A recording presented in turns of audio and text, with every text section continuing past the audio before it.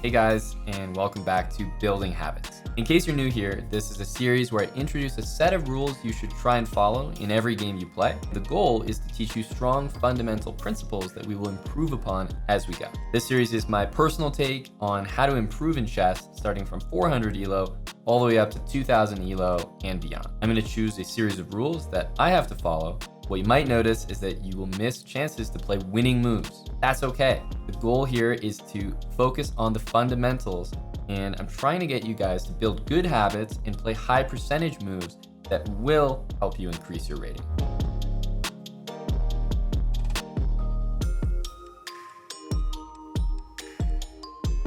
Okay, 1380, we're gonna stick with e4. We're gonna stick with e4. Okay, e4, e5. No surprise to see knight f3 here. No surprise to see ehum73 with some support. That's the guy who's been supporting for a while. Thank you, ehum. 1500 bits. Okay, bishop out to a3. I've generally been going a3 and h3 whenever someone does this. Gonna take, and again, taking this knight in the opening is one of the only times that that we actually take with the d pawn away from the center. Every other time we'll take towards the center, but this is one that we don't. So let's go bishop d3. We're going to guard our central pawn and get castles here.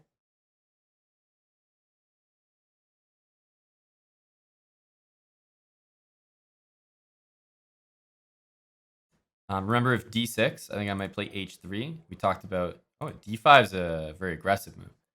Let's take that, see what he does. But yeah, h3, I was going to say if he plays d6, we've talked about preventing bishop g4 rather than waiting for it and then playing h3.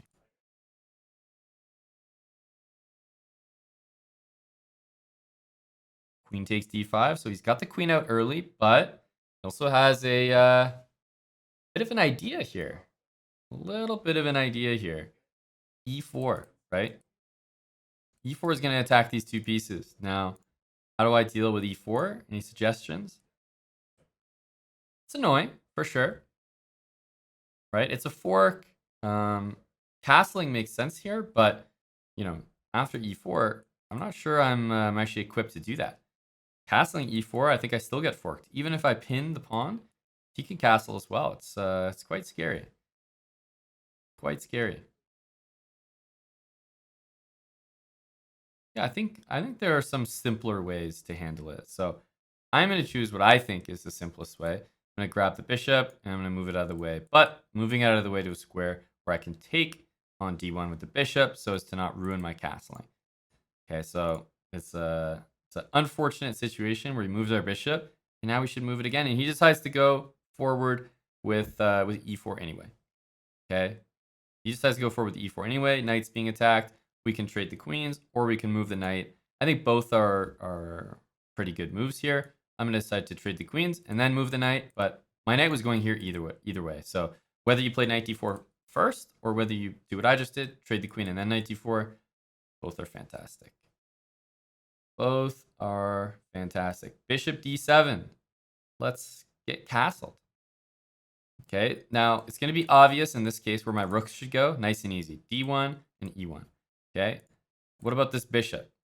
What about this bishop? Where should that guy go? Okay, going here. I mean, the knight can take it. Can't go there. I can go to g5 with the bishop. Right, bishop g5 does hit the rook. If my bishop gets attacked, I can just go back, which is something I've done before. So, you know, just the same as keeping a pin with h6. I think going back and going to g3 makes a lot of sense. Okay, he's just going straight at me here. Don't think we should be scared of stuff like this. But I think it's fair to say that a lot of you guys might be scared of stuff like this. Fair play. However, we're going to try to get used to defending against stuff like this. So what would I do here? There's a few different moves, but the main things you should be considering after a move like this are going to be h3 or h4. One of those two moves. Because not only is h3 part of habits anyway, but h4, your bishop needs somewhere to go. Right? So now you just give yourself a square. You've got your king's escape square already taken care of. He decides to take us in the middle of the board. We're going to take back. And he brings the knight into f4. Going to bring the knight into f4. So I'm just going to continue. Rook e1. I know I want my pieces to go to the middle of the board. It's possible bishop takes knight was better, but again, I'm not sure that the bishop takes knight is necessary. And after h4, this makes it a lot easier, right? Now bishop takes knight at least makes a little bit more sense because he attacked me. Okay, and again, bishop to h2 makes total sense. The only reason I think it makes sense to capture here is because going to h2, I mean, you're just going backwards. You're taking the square from your king. That knight is never going to leave f4. It's never going to leave. GM Benjamin Feingold. Thank you very much. The gifted sub from Ben. Did we just get a raid from Ben, or is Ben just hanging out for habits? One sec. What are we supposed to do here? Pawn there. How about a rook to the middle?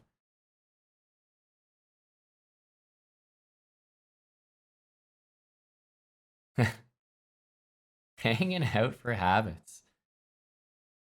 Thanks a lot, Ben. Very suspicious donation. Yes, very suspicious indeed. F3. F3. Let's go. Well, I mean, let's take it. I don't see why not. Very suspicious. Thank you, Ben. Okay, king's got to move, guys. Let's go over here.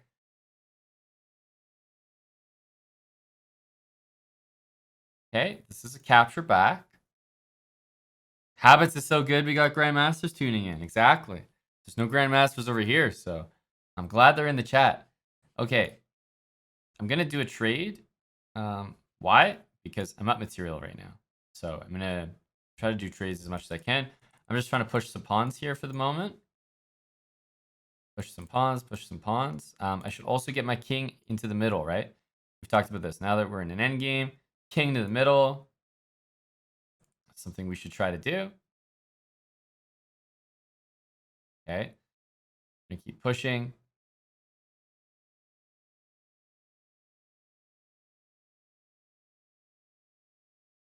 Okay. So probably my king needs... I got my rook behind my pass pawn. We talked about just pushing the pass pawn whenever we can, right? So let's defend this guy.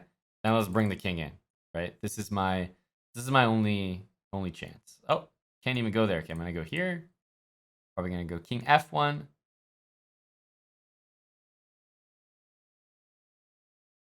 Okay, those are trades. And now we're in an endgame. We're going to start pre-moving. Bring the king, bring the king.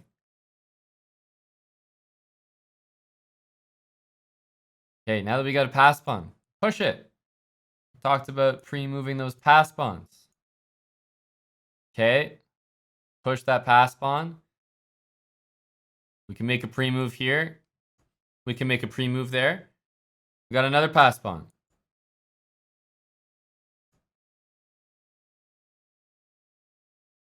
Wait a minute, that didn't work out. Hey. Hey, check. Do you think he's going to play a different move? Is he going to be dirty? I think he's going to play king there.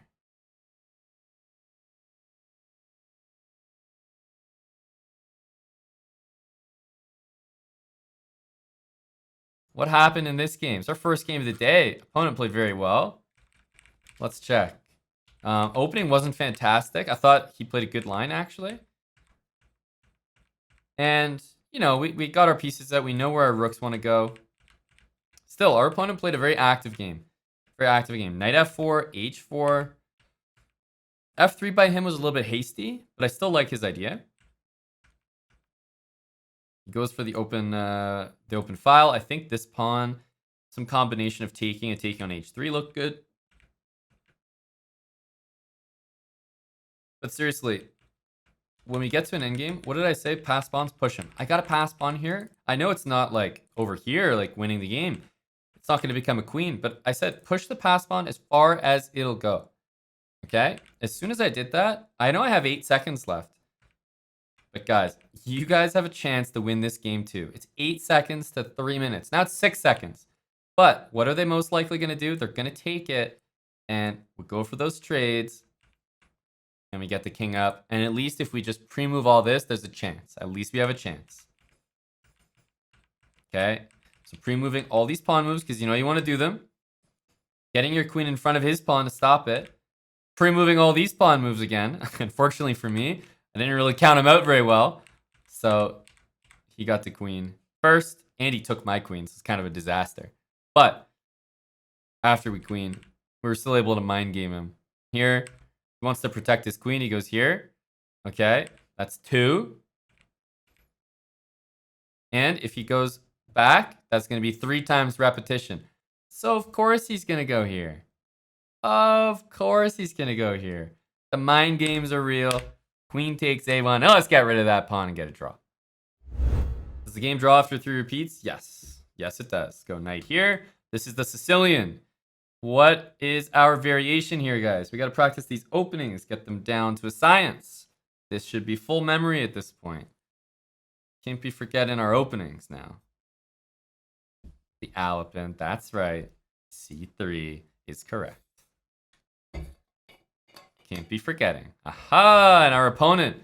Look at that. Playing a great move. Playing a great move. Knight to F6. We have not seen this from anybody. This is the first time we've actually seen somebody play like a pretty good move against C3. I think we had one guy play D5, and I commended him. I said, this is great.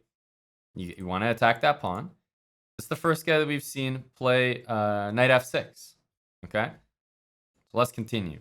Go bishop E2. I don't even think we've seen this in the habit so far. But you know what? That's why we have the KO button.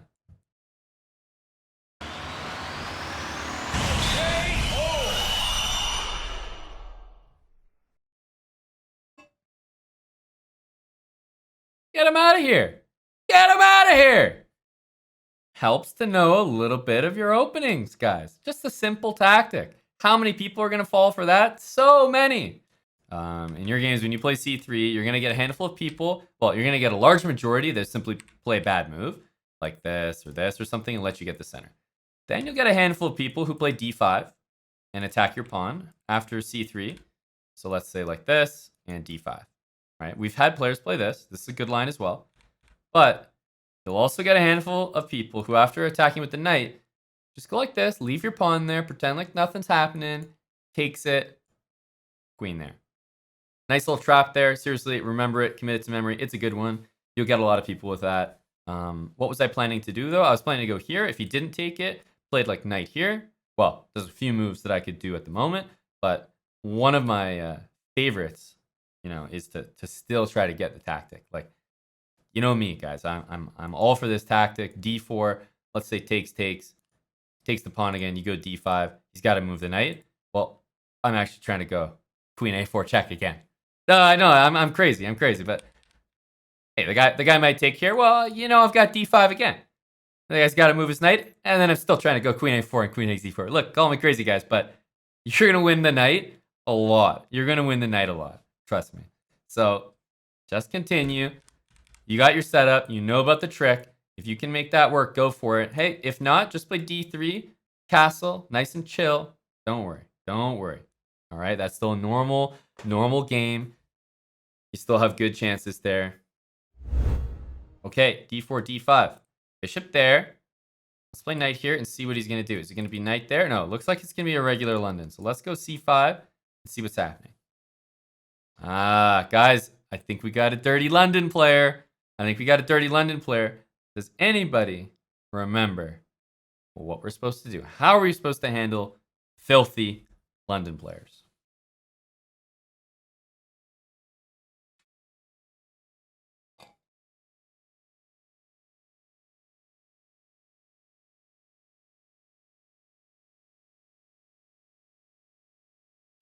I see a lot of queen b6 suggested.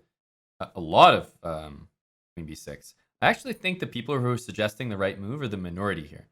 We're going to start with knight c6. We pretty much, every time we played it, start with the knight first. Always with the knight first. Okay? Trying to rush with the queen can oftentimes backfire. So you We start with the knight first, okay? Knight c6. Make sure you have 2 knights out. It'll be easy to remember. You want these 2 knights both developed, and then it's time for the queen. Then it's time for the queen. So you guys have the right idea, but you're rushing it too much. You're rushing it too much. Okay, now we have the idea, though. What do we do after queen b3? Again, this is stuff that we can have memorized by now. How do we handle this move?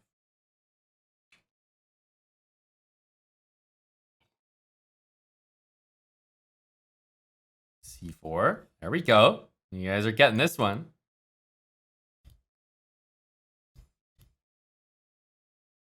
Important move. c4. So we're attacking the queen. He's got a choice to make. Is he going to take us, or is he going to go back? Well, he's going to go back. Now we're going to play bishop f5. So we've talked about this move.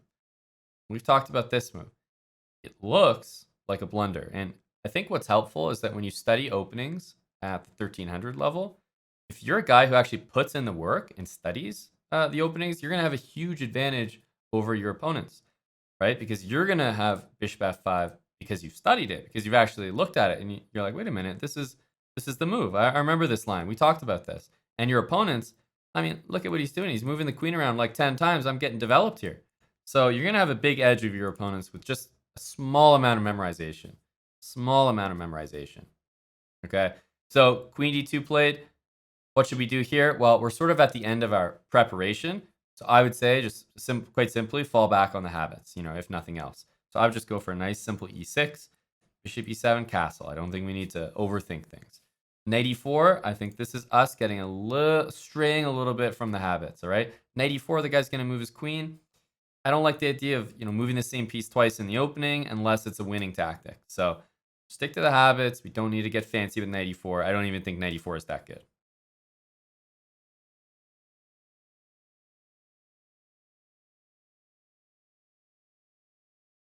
Why couldn't he take the bishop of the queen? Well, I'll be happy to show you after. He goes bishop e2. What do? Stick with those habits. Bishop e7, castle. Nice and simple. He's castling, I'm castling.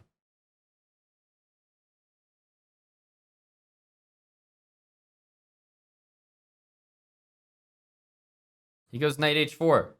Bishop's under attack. Every time our bishop's under attack, what do? We always bring it back.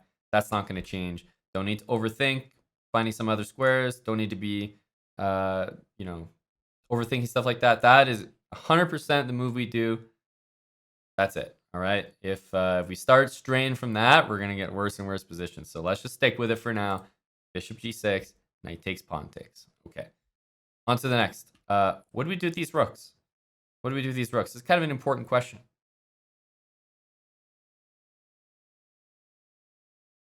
Whoa. Didn't think I would see so many people say, why not f takes? Why not f takes knight? You guys are in the wrong class. Habits level 1 is down the hall. I have to sit you beside Big Dill down there. Jeez. Capture towards the center.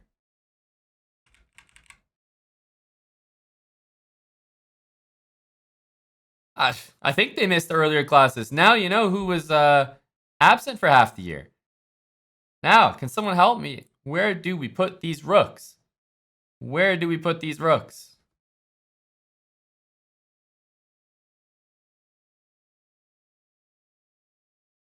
the action going to be? I see E and D. I see C8. I see only just C8. I need 2 squares. I see D8 and E8. I see C8 and E8. You know what? I don't think I've seen the right answer. So the answer that I want, not easy, C8 and A8. Now, that's a tough one.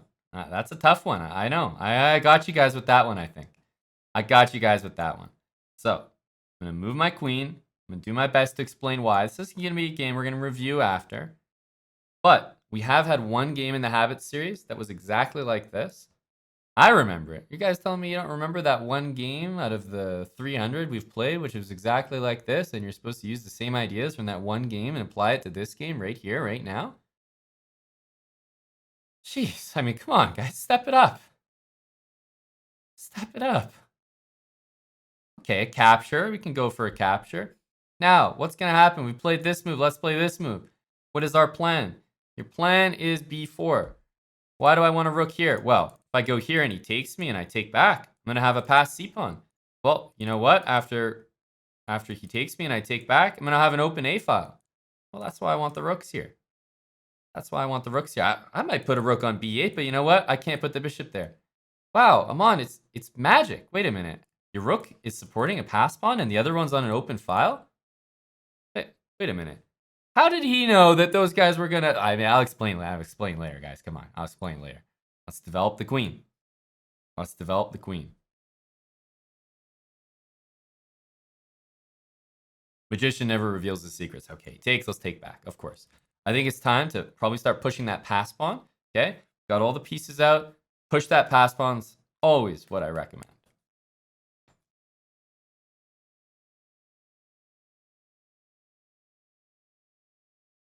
A3. Okay, I see A3. I honestly see a free pawn. So that's why I'm so interested in taking that. Let's take. Now, with the time, the way it is right now, we don't have a lot of time. What should we be doing? We should be trying to play very aggressive ideas like C3, for example. That's going to be my next move, unless he does something like threaten something. Okay, he threatens my queen. Let's move this queen. Okay, I want to play C3 though. That's going to be my next move, unless he threatens something. Okay, pass pawns must be pushed. Pass pawns must be pushed. Okay, we'll see what he does though. See what he does. Okay, he attacks my bishop. Let's bring that guy back to safety. Again, thinking about C3 here. Thinking about C3. See what he does. Okay, he goes there. Trade. That's pre-move. You know what? I can probably even pre-move this one. Probably even pre-move this one. I just want to get all the way back. You know what? I want to attack that square. I want to queen the pawn. Remember, it's all about pushing the pass pawn. I've mentioned this time and time again. It's all about pushing the pass pawn. It's like a very simple idea, but it works. It works. We're attacking the bishop here. Okay. Oh, let's bring the bishop over. Takes.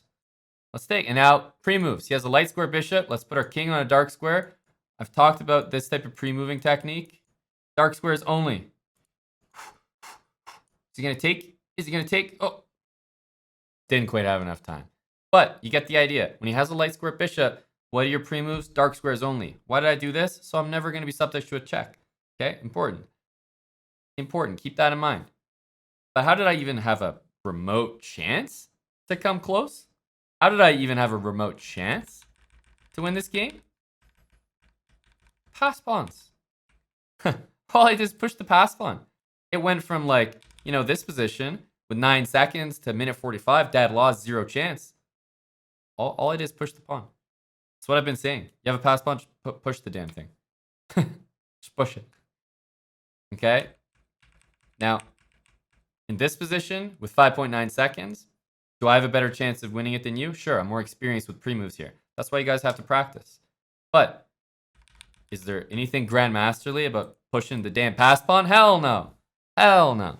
You guys can do that too. You're going to give yourself winning chances. You're not always going to have 7 seconds left. You might have a minute left.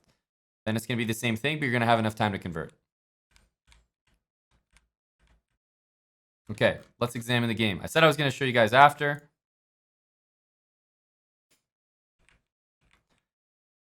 So, first of all, 2 knights. That's where we start. Okay, that's where we start against the London. Start with 2 knights always, then we bring the queen out. So that's the setup. Queen's matching us. We play c4. This is just a move you're going to have to remember. Okay, after queen there, bishop there, another move to remember. Now, what happens after queen takes on f5? A lot of people were asking me this. Now, I wish they said, hey, man, bishop f5 is interesting. What happens after queen takes? No. They didn't even say that. You know what they said? They said, Aman, but he can just take the bishop. What kind of show do you think that is? Do you think it's a prank show? Where I call it building habits? Just tell you guys a bunch of BS? You think I'm just making up bishop f5? Think I don't have like a solution? Think I'm just telling you to do garbage? No, of course not. I'm teaching you real stuff. I'm not giving you bishop f5 so you go off and lose your games. Queen takes pawn. We're trapping the rook in the corner. It's got nowhere to go. Okay? It's got nowhere to go. Now, there's a bunch of moves that might get played. One of the important things to remember, one of the important things that I like to remember about this position is the move e6. So, after something like, let's just say knight here. Now, knowing the people in the chat, knowing the greedy gluttons, the hard stucks in the chat, you guys are going to take the rook. You guys are going to bring the queen back. Your queen's going to get trapped. You guys are going to get your queen trapped, and then you're going to come crying to me, tell me that the habits don't work. No. It's okay. It's okay. Play e6.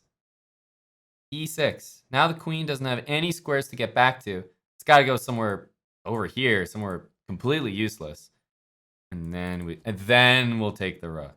And then our queen's fine. Then we're not worried. Okay? e6. Don't come crying to me later. Remember that. So that's why they can't take it. That's why they can't take it. Okay. Okay. We go back to the game. What happened in the game? I said follow the habits. We got castled. Here, there's a tactic. Bishop takes b1, knight e4, hitting the queen, and bishop takes h4. Like I said, habits are not always going to lead you to the best tactics. Bishop takes b1, knight e4. I think that's a difficult tactic to see. Not going to be worried if you guys are missing tactics like that, because bishop g6, great move. We want to play 10 times out of 10, okay? Don't worry about that, but I'm just letting you guys know. Bishop takes b1 is a cool tactic here. Now, over to this. Why did I say we want to do this? This is going to be important. You're often going to want to put the rooks on that square and that square. The center is going to stay fairly closed in this position. I mean, look at it. It's pretty much locked up. And your number one plan here, you're probably going to use it almost every time you get this position, as long as your opponent's not blundering a rook. If you get to a regular middle game, you're going to be using this plan. You're going to be moving you're going to put your rook here, like I said. Okay, you're going to be moving your queen out of the way, and then you're going to be playing these pawns all the way up the board. Okay, that's going to be a regular plan that you're going to use when you play against the London and things go this way. That might sound very specific, like, why am I supposed to remember this one plan for this one position? Well, it's going to be one plan, but it's going to be for every position. Anytime that you get this structure with c4, and it's going to be a lot if you play against the London, queen b3 is going to happen in a lot of your games. b5, a5, b4 is going to happen. Where do you want your rooks? You want them here.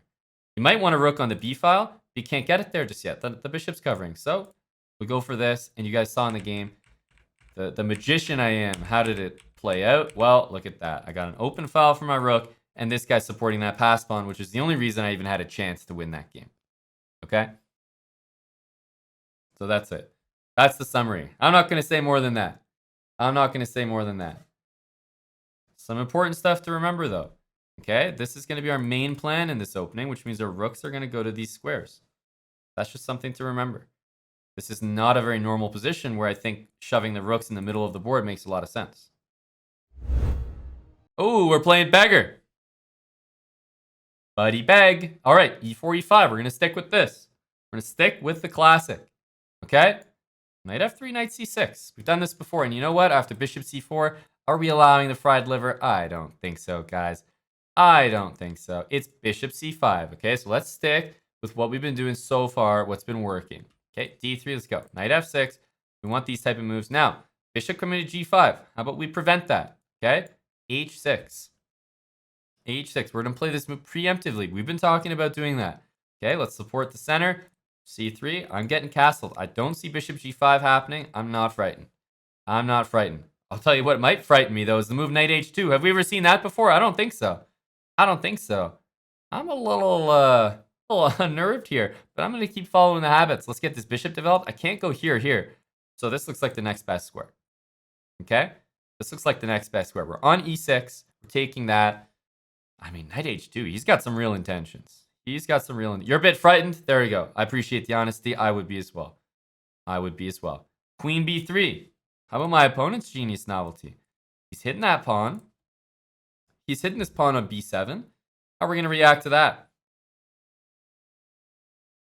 Now, I completely agree with, a reasonable move like queen c8. Queen c8. It covers both of them. Covers both of them. Okay? But I'm just going to pull out the old syringe.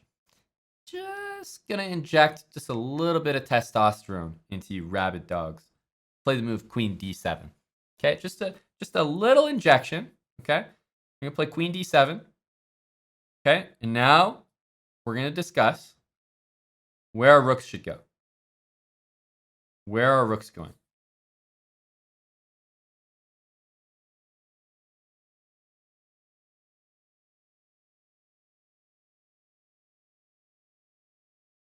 No sacrifices? That wasn't a sacrifice. That was a blunder.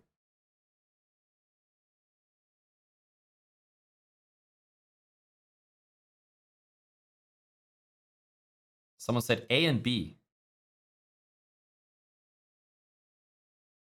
What? Can we send that guy to the principal's office? A and B? What the? Guys, the rook's already on an open file, dude. You want to move the rook away from the open file? Come on, guys. They already got one. You should only be thinking about repositioning that guy. Right? Because look at our rook on f8. That's the beauty of taking with this pawn. We've already got the rook on an open file. Right? So let's start with this move. I'm going to bring the rook up. I'm just going to get it all the way over. You say, look, you want your queen over there? Dude, I'm looking over here. I'm looking over here at that guy, okay? I saw a few people mention F and F. Completely understandable. F and F, they say. I mean, okay, I get it. F and F, but rook E8, rook F8, it's a good start. It's a good start. Okay, the queen goes there. We talked about expanding in the middle of the board. We got h6 in. We got all our pieces developed. Central pawn break. Okay, he decides to take. We take back. Take back. Okay, and our opponent has gone 1, 2, 3, 4. Played 4 moves to win my pawn. I'd like to think that one of my pawns might be worth 4 moves in a chess position. Let's expand in the middle of the board. Plays d6. Great move by my opponent, by the way. Okay, he's attacking our bishop. This is a good one by him. He's closing down the diagonal to his king. However, still happy. We got our center as a result. Let's retreat that bishop. 4 pieces on the original squares. I mean, he only has 1 piece that's off the first rank, and he finally develops another one. Great move. He plays bishop to e3. It's a good move by him. Wasn't the queen trapped? Not quite. Not quite. We can look at it after, but that queen was not trapped.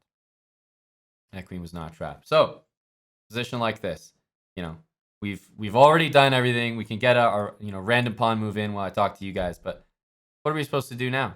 Right? We've got everything developed. That's clear. We've got to start improving some of our pieces. Okay? We've got to start improving some of our pieces. Knight, bishop, knight, rooks, rooks. The only guy that looks like he's doing nothing is this knight. Can't go to e5, can't go to d4. Let's improve it. Right? Knight e7. We're going to take that knight and reposition it to be more harmonious with the rest of our pieces. This queen, this bishop, rook's on an open file. We've got a space in the center.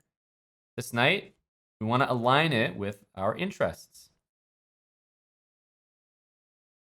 Okay, we also have h6 played. So even though it might look like, I'm going crazy, going for an attack, something like that, at the end of the day, I have h6 played.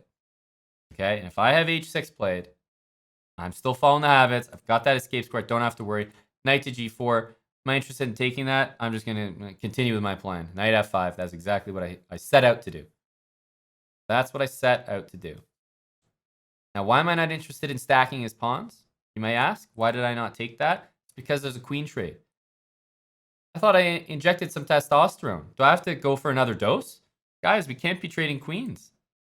Can't be trading queens. Knight c2. He's going for a good move there. I mean, we can continue the random pawn moves. Probably go c6 next. Okay, he's going to a3. Play c6.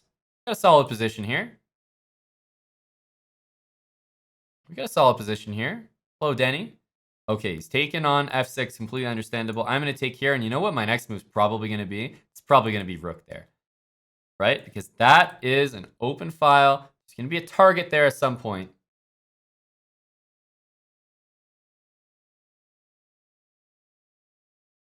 Queen G4. Let's continue. Okay.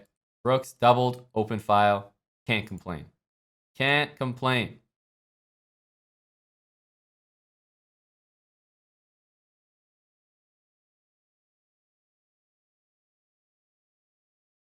What would I say is the current biggest weakness in his position at target? Okay, he goes knight there. What am I supposed to do? He's attacking this. Let's go make a threat. We haven't made many threats this game.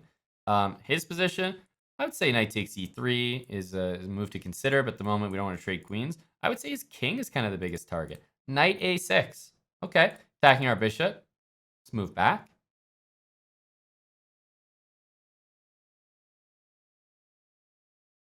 Okay, but knight takes bishop is one of the only real like threats in the position that I have. He's attacking my queen. We did the testosterone injection. I kind of have to not take. You know what I mean? I got 12 seconds. I gotta keep all my pieces on the board. I'm gonna keep all my pieces on the board. You keep blundering mate in one. How to get better? Well, if you're blundering a mate in one, then you're probably also kind of blundering a mate in two, and all that. Let's go for something towards this king. Knight here. So work backwards. If you're blundering mate in ones, try to blunder mate in twos and then threes, and then try to blunder queens and then rooks, and just work backwards. I think that'll be the best. Okay, we got to get some pre-moves in here. We got 2.7 seconds. How about a check? How about a check?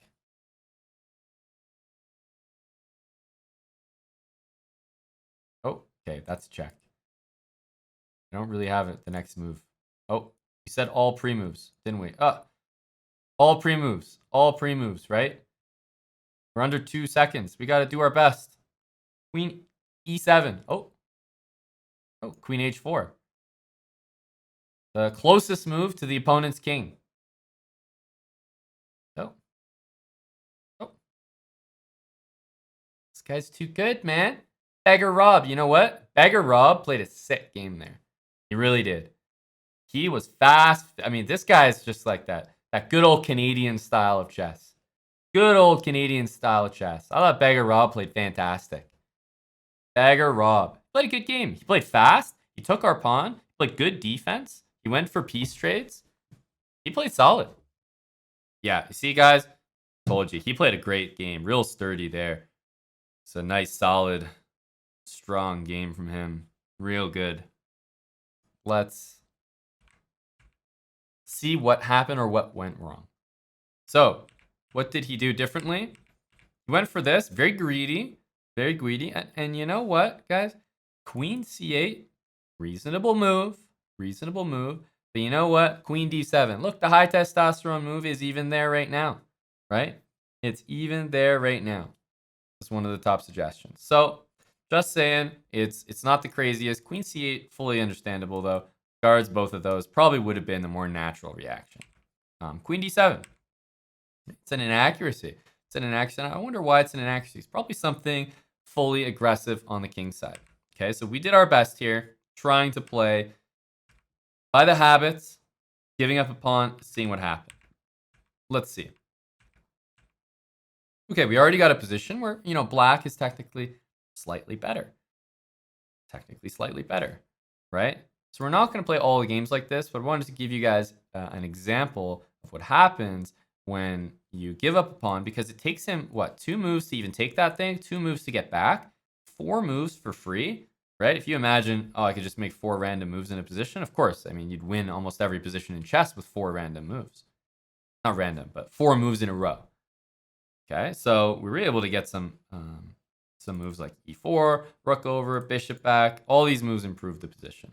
Okay, we brought our knight over, so there's nothing really wrong about this game. Like, we had a solid position. The only thing that we didn't have was enough time to really prosecute the advantage. Okay, so the opening was fine. I thought it was okay. We got bishop e6. However, what would I say is a little more natural? Queen c8, guarding the pawn. But if you guys are interested in slightly more aggressive moves, then we have the idea of giving up a pawn like that in the opening and really trying to follow the habit still. Rooks to f8 and e8, gaining the center with d5, e4. rerouting the pieces, and everything kind of pointing at this king here. Okay, we could see why the position ended up being so good. Okay, this was actually a threat here, and by the time we got this, unfortunately, we didn't have a lot of time left, but I think this is a sort of like an ideal attacking position. And even at the end of the game, we were just a few moves short of checkmate.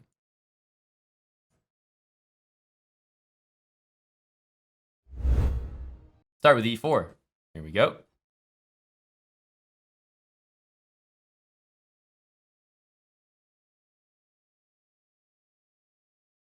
Caro-Kann.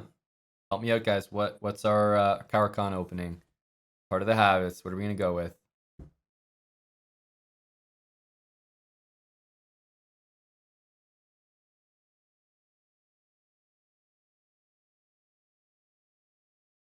Nice job. I see a lot of d4s in the chat. d4 is absolutely not the move. You guys are terrible.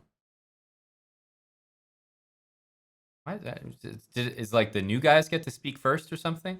What's d4? d4 is not part of this show. What is that?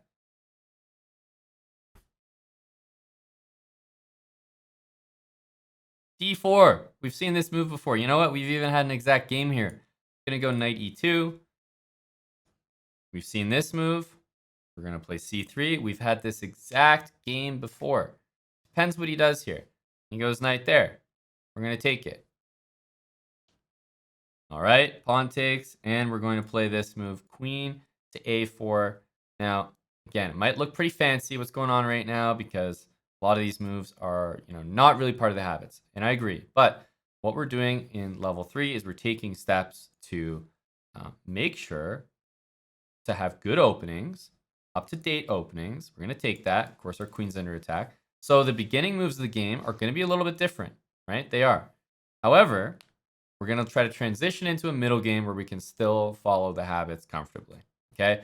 So we won a pawn already. That's the end of our preparation, right? That's it, okay? That's all you guys need to know. We just won a pawn, successful opening already. That's the habits coming in, right? That's that little bit of practice we did in the opening. As I mentioned, if you're doing like something small in the opening, if you're memorizing just a few moves, that's probably more than your opponents are doing.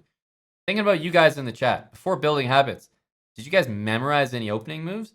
No, you guys probably wake up, and put some pants on. Probably not. Just roll over to the computer chair, fire up chess.com, and just play. You guys just play. You guys aren't studying. You're just playing. Study just a little bit. Makes a world of difference. Just that world of difference. Why are we playing e5? Because anytime that we can shove a pawn forward and the knight cannot go into the center, please count me in. Let's continue. Habits. Bishop's out.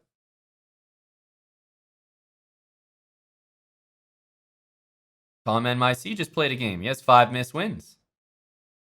There you go. You see? Tom, 5 missed wins is a lot, bud. we gotta combat that. Okay, bishop c6. We're gonna trade queens. Why? We're up a pawn, okay? We are up a pawn. So, still got our extra pawn here. As I mentioned, when the queens are off the board, these double pawns are less of a concern. However, what I am going to do here is I'm going to go bishop back just to cover that knight for those double pawns. I think that probably allowing this was just fine here, maybe even preferred. But we're going to stick with those habits. We're going to get the knight defended by the bishop. We're going to get castled.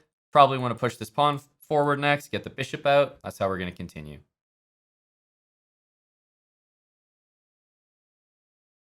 Hey, Kukulov, how you doing, buddy? Okay, bishop's out. Let's move the pawn. We need to get this guy out, probably to e3 or f4.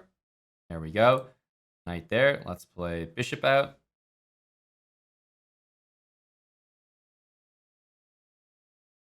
Yeah, speed shot. I definitely agree. That's why I sort of played my bishop back to stop the pawns from getting doubled. Okay, why did we play rook here? It's an open file, guys.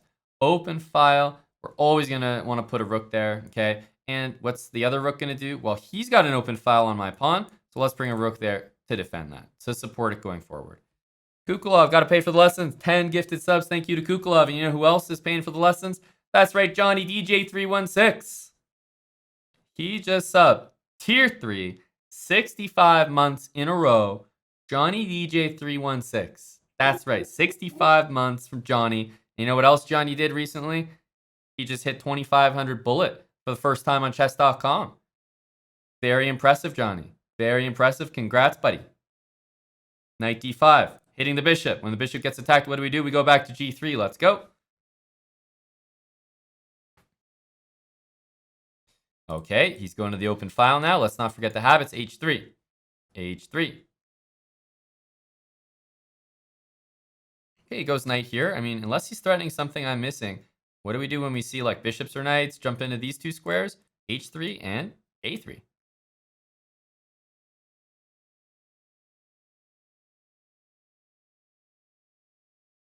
Okay, knight back to d5. Again, this position, I'm probably just going to push my pawn in the center. Looks like a good start.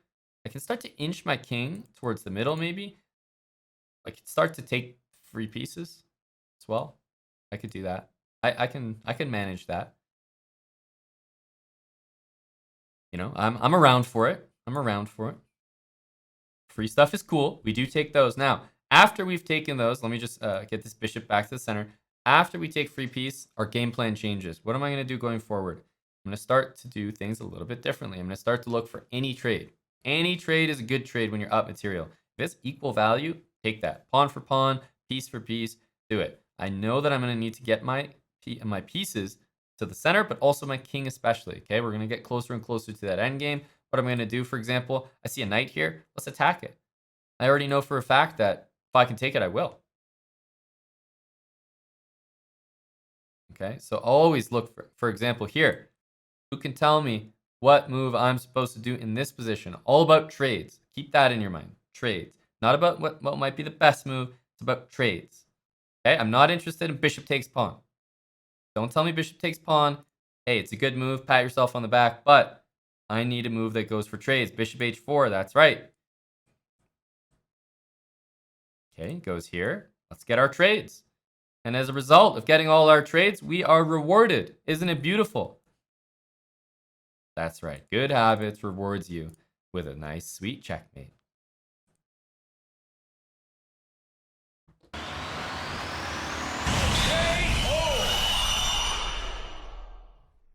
All right, let's move on to the next game. Basically, I mean, this game was solid, but it was really from the opening. That's where it started, okay? This was all pre-planned. This is, you know, whether it's theory, but it's just something we memorized.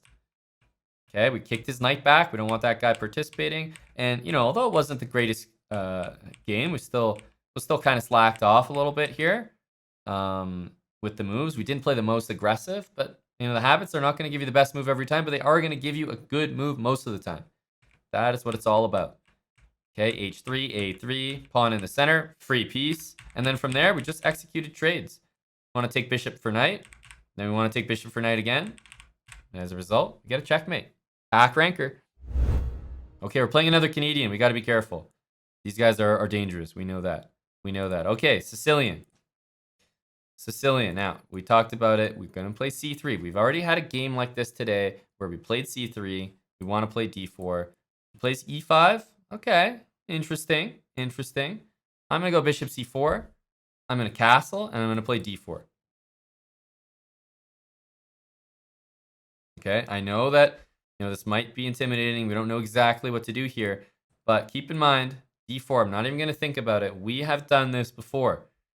Okay, got to get that pattern recognition going. We have done this before. And what are we going to do in a position like this? What are we going to do in a position like this? Well, we talked about e5, that aggressive style. This is how e4 should be played. Okay, the habits are for you to fall back on, but remember, we work on these openings because we want to play d4, we want to play e5. That's what we do against the Sicilian, if they let us. Is he going to go back there? Is he going to go back to g8? No, he's actually going to stay in the center, knight there, but how about we just keep developing, keep attacking his pieces?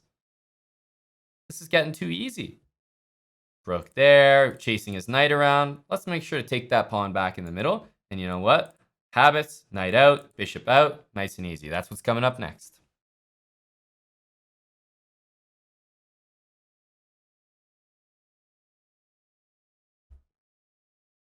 Okay, not going to overthink here. Just going to get the knight out.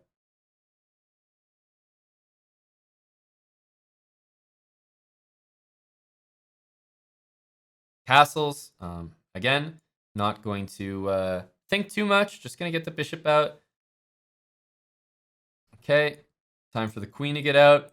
The rook is obviously going to do well in the center. He's attacking our bishop. Pretty much every time that piece has gotten attacked, we just drop it back to b3. We are not going to try to get fancy and change that up. That's something we've been doing for a while. Well, the thing with trades in level 3, and the reason why I'm not just taking things automatically, is one of the big focuses for level 3 habits is, and let's just move this rook over. One of the big focuses is deciding when to trade. Okay, not just trading for no reason. Okay, all right. Takes. Let's take back. Pawn towards the middle. We're not just taking to take. We're going to take if we evaluate it, it's actually going to be a good move. Okay, keeping the tension is something we're doing a lot more in level 3. Keeping the tension, that's an important one. Okay, let's play h3. Right, let's not forget we've pretty much got everything where we want it here. Thanks, Crypto Dean. Now, what is going to be our plan here? Okay, knights in the middle make a lot of sense. Can't really do it at the moment, though. Can't really do it at the moment.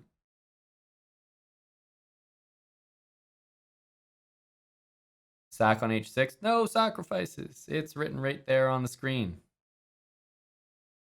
Cena, I like where you're going with that. Yeah, a few people have suggested a rook left, definitely. Now, is this because I'm going to necessarily play here? Maybe, but it's also to even just double the rooks, right? Even doubling the rooks, and it can be this way or that way. That's why rook e3 is flexible. I can put the rook on d3, or I can put the rook on e1, right? And it's going to be more pressure on the center no matter what. Knight there. Again, do I want to fix his pawn structure? No. Let's move this bishop out of the way. We're going to play bishop g3. Just a sort of reaction move, bishop to g3. Now, what should our opponent play here? Bishop sack looks so good. Hey, I agree. And he played a good move. Bishop to g5. Great move. He's skewering or rather pinning the rook to the queen. Bishop g3, though, it's just one of those moves. When our bishop gets attacked, unless we want to trade, we're always going to go to the same square. We're always going to go to the same square. Okay, so we're going to drop back. Fortunately, this happened. How are we going to react? Well, hey, I may as well continue the plan of doubling the rooks. It's not much I can do. Not much I can do. Knight takes e6. Yeah, there's a few ways to try to save it, but at the same time, if I would have wanted to take this knight, I think I would have done it the previous turn. Right? I think I would have done it the previous turn. But I sort of made a point of not taking it. So hey, if I'm not gonna take that, I can't take it now. I gotta live with it. I gotta live with it. Okay, rook e8. Now, how do we continue? Any suggestions? How to continue a position like this? Now that we're down material, we've created an important dynamic in the position. We don't want to trade pieces. Okay? Don't want to trade pieces. And that's something we're going to have to, well, it's going to govern the rest of our moves for the rest of the game. Okay? We don't want to trade pieces. I'm going to look at a trade like this and immediately try to get my knight out of there. Knight f5 to d6. So I'm going to do my best in a position where I'm down material, admittedly, to not trade pieces if I can avoid it. Of course, sometimes you can't avoid it. Sometimes you can't avoid it. Okay, he's brought the queen out. Well, my plan was to go here. I think I'm going to stick with it. Knight there. I'm attacking a whole lot of things there on d6.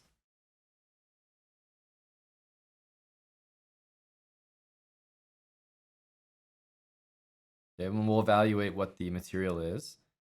This is what I was telling Dan earlier today. If you guys were watching the show, I was reminding him that that doesn't look like a good move. I said, Dan, rook takes c3 looks bad. We're take and capture towards the center. What I was reminding Dan is their position changes all the time. Imagine that you have a plan going into a certain position. After you lose a piece, trust me, your plan changes. Your plan changes, okay? After you win a piece, hey, your plan also changes, okay? Remember that. Rook there. Now, what's the material here? I'm going to start pushing some pawns because I'm trying to figure out the material. I think we are dead even, actually. Yeah, we're dead even all of a sudden.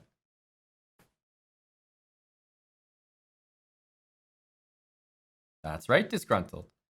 This pawn just went from that square to here, and now it controls that square. You see we just extended the reach. Knight there. Look at this guy. Super tricky. Knight there. If I take it, he wants to give me checkmate. He wants to give me checkmate. So I'm going to go for what I think is the simplest. I've established the material is even.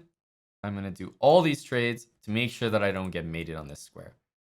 And how about we go? I want to go here, but you know what my opponent's doing? It's making a pretty important threat. It's trying to checkmate me. I'm going to play here, but keep in mind, when you have an escape square, if it's being covered, you do not have an escape square. Okay, so thing to keep in mind about those squares that you make is that it's not foolproof. There are ways that your opponent can make some threats, and we've seen it just then. Gives me a check. We're in a tough position here, for sure. See if we can survive. We got 10 seconds. As I said, the tough Canadians. He's threatening mate down there. Gotta block it. I mean, he's just coordinating everything right now. He's just covering everything right now. Okay, it goes rook here. It's like, I mean, I can pre-move some moves. Like if he attacks my queen, I sort of have to just stay protecting my rook. If I move my rook, I lose the game. I'm just get destroyed here. Queen f6.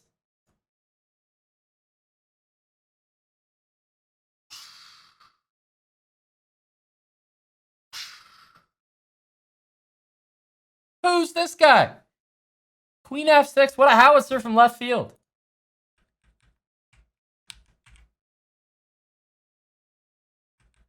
So what happened in this game? Queen f6. I mean, I'm not even gonna look at that. I can't handle moves like that. That's OP.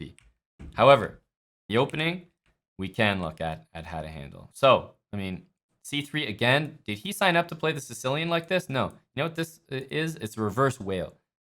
You never want a reverse whale. You never want a whale either. I mean, e4 c4. That's an opening that Dan invented, and you don't want to be playing openings that Dan invents.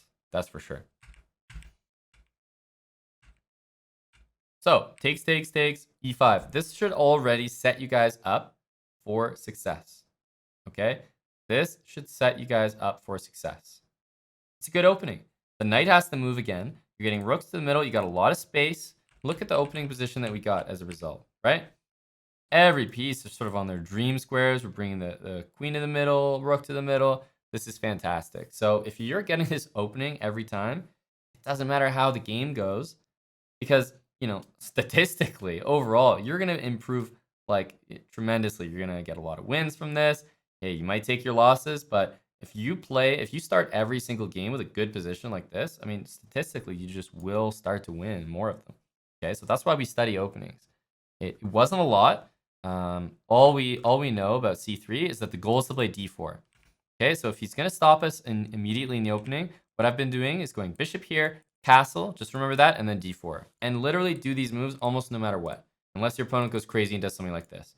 So what I'm saying is that even though my opponent attacked my pawn, I don't have to play d3 or something solid, right? Just d4. Blast the position open, right? Every time that I say as black or as white, I'm too scared and I will not, in the habit series, take a pawn in the middle before I'm castled, remember that your opponent might not want to do that as well. Okay, it's going to be pretty scary for him to just go ahead and take this for no reason. All right. But as you've seen, guys, it's the Canadians. Okay, thank goodness we got an American here. We should be fine. We should be fine. Okay, c4. We have looked at this opening. How are we going to handle it? We're going to go with e6. Okay, we're going to support. we're going to go knight f6.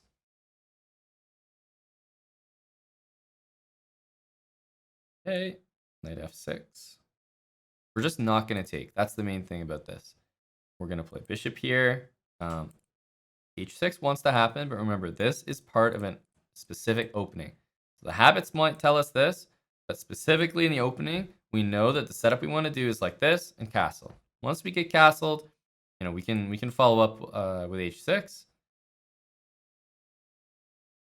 Okay, but we're just starting with these moves because this is part of what we looked at together. It's part of the opening we learned. Okay, bishop takes. We're going to take back. Takes here. We're going to take back. And now that this bishop is opened up, I can get my bishop out to one of those two squares. Okay, we can develop our knight. He attacks our pawn in the middle. What's the best way to defend it? Well, it might be bishop there if I didn't lose that pawn for free. So I think it's going to be pawn here. That is a nice, solid pawn chain. And let's try to finish the habits here. We know the pieces want to get developed. We know this rook wants to be on a semi-open file. It's absolutely going to go to e8 every single time. Okay, and how am I going to get my pieces developed? I've already got h6, which is kind of nice. Don't have to play that move later, for example. Whoa. That move is a little bit different. That's going to change things. Now, what it won't change is my knight. I got to get it developed. Let's go here. This is normal. However, castling on the queen side, that should be coming with a little bit of risk. A little bit of risk.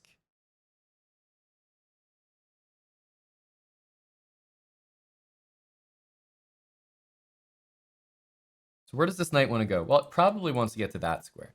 Unfortunately, occupied by the bishop at the moment, which might want to be actually over on this square. So I feel like my pieces need to be rerouted a little bit. However, I'm not quite fully developed yet. This guy needs to get developed as well, which means the knight needs to move again. Okay, I also have the king to deal with. I mean, if he's castling this way, he's probably ready for a bit of an attack. And you know why? Because his opponent is going for a bit of an attack over there. So position like this, we've got our rook sort of where we want it. We've already developed the bishop. I'm going to take this knight and I'm going to put it on f8 just to make room for my bishop. And I think I do want to put it on g4. However, I might look at a position like this and realize I can't put it on g4, right? If I go bishop g4, let's say queen takes b7, and there's no way that, you know, I just want to lose a pawn for no reason. Okay, so what I actually have to do is come up with a way to, let's say, guard this pawn and then go for bishop g4. Okay, I've played knight f8, got to guard this pawn. Let's say queen into the center of the board. Queen b6, we've seen this move from our London system. Not crazy to play. Okay, queen b6 I think makes a lot of sense. So it would be the same. It'd be like remembering the pattern of, oh yeah, those queens attacking each other. I've seen that before. Okay, or rook b8, something simple like that. So I think one of these queen moves, a rook move, something to guard that pawn, and then think about getting the bishop out. Okay, so I'm going to go with a move that is in the center. Queen e7, guards the pawn, and I might think about moving this bishop next. Queen b6 makes a lot of sense, but again, it's not really a move that's often a part of this opening. This particular case it is, when white has castled this way and played queen b3, but it's not always going to be the case. So I'm going to choose this one. I think, you know, generally going into the in the center makes a lot of sense. However, played the move I was, let's say, not hoping he would play because he has a big threat. His threat is g5. Takes. You know, my bishop's attacked and I can't even take it back. I cannot even take it back, right? So all of a sudden, I have to take my bishop or move it somewhere. I can't really do that. What about my queen? I got to take my queen somewhere.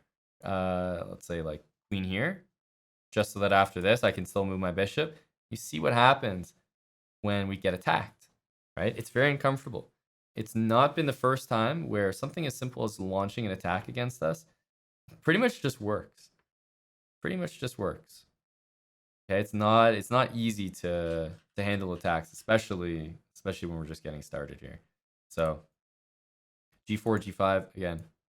Take, pawn takes back.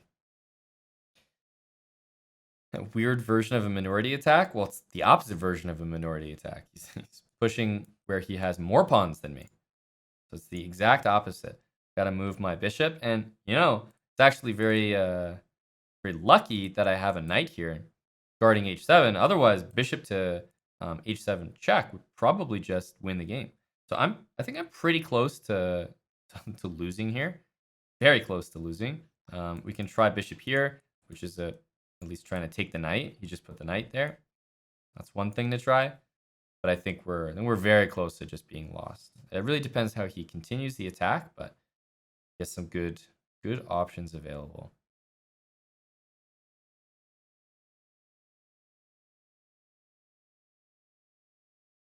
Yep, there should be some games. If you were me right now and you were playing this game, there should be a few games flashing through your head that did not go well, and we got mated on the H file. That's happened multiple times in this series. So I think those are the games that are probably going through my head right now, and I'm thinking, oh man, not again, please no, please no. Queen there. I mean, I have a pawn I could take, but at the same time, I see where he's trying to go. He's trying to reroute his queen, have it participate. Queen h5 is big time scary. So let's be careful. Queen h5. Let's try g6. Oh, I know g6 isn't pretty. It isn't pretty. What would I suggest for white here? I don't think I need to even comment that much. My opponent is playing all the annoying moves. Let's let him do the attacking. Whoa! Wow, knight takes g6. I'm glad that he's doing the attacking now, that's for sure. I'm gonna take that with my pawn. And like I said, let's just let him do the attacking. Yeah. Queen h5. So he's threatening the knight. That's it. I think that he thinks he's threatening more than the knight. So I'm going to guard the knight like this. And I wonder if he thinks he's threatening more than the knight. Because let me tell you something. He's not.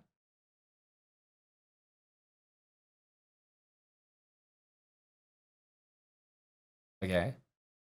He hasn't done anything. Okay, he's currently not doing anything.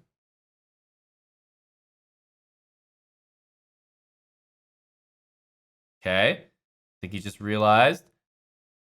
Queen back, of course. Queen back. A very, very dangerous looking move. Definitely one that I was frightened of. Just terrified of, honestly. Queen of d1. Yeah. That was the reason that I was calculating so long. I was trying to figure out what to do. And why did I play this? I told you guys, if the game plan changes, okay? The game plan changes. What did I just do? I just won 2 pieces. So what am I going to do now? I'm going to bring my king up. I'm going to play rook here, and I'm going to try to trade more. All you want to do when you're up material is trade. So that's why I immediately played a move that attacked one of his pieces. Sure, let me take that. Okay, he goes there. I'm going to ignore that. Offer a trade of rooks. Okay? Offer piece trades when you're ahead material. Okay, I'm going to offer... Oh, I'm going to execute a trade. Then I'm going to go here.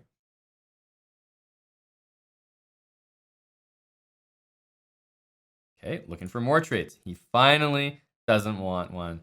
Let's get the rook down there. Supported by the queen. He declined my offer, as he should. He should be declining.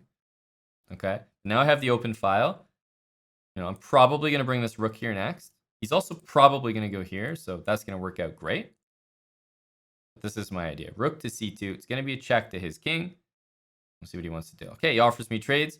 Guys, am I going to say no to a trade? How about I get my queen involved? I'd love to trade these guys. How do I make it happen? I'm currently thinking about that. How do I do it? How do I do it? How do I offer a trade there? Bishop here and queen there. Let me just try that. Okay. Now I got a trade. Let's pre-move. Okay. Oh, we got to make sure to take this. Yeah, let's take that. Okay. I'm pre-moving. And now, you see I'll be able to pre-move this. Pre-move this. Okay, we have a pass pawn. Let's push it.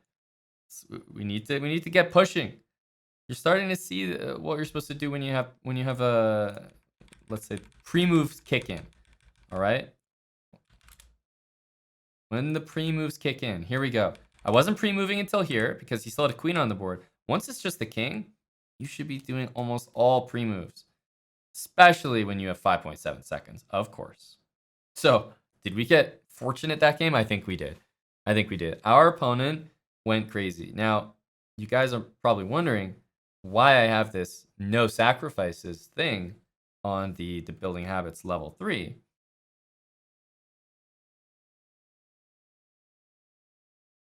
That's why.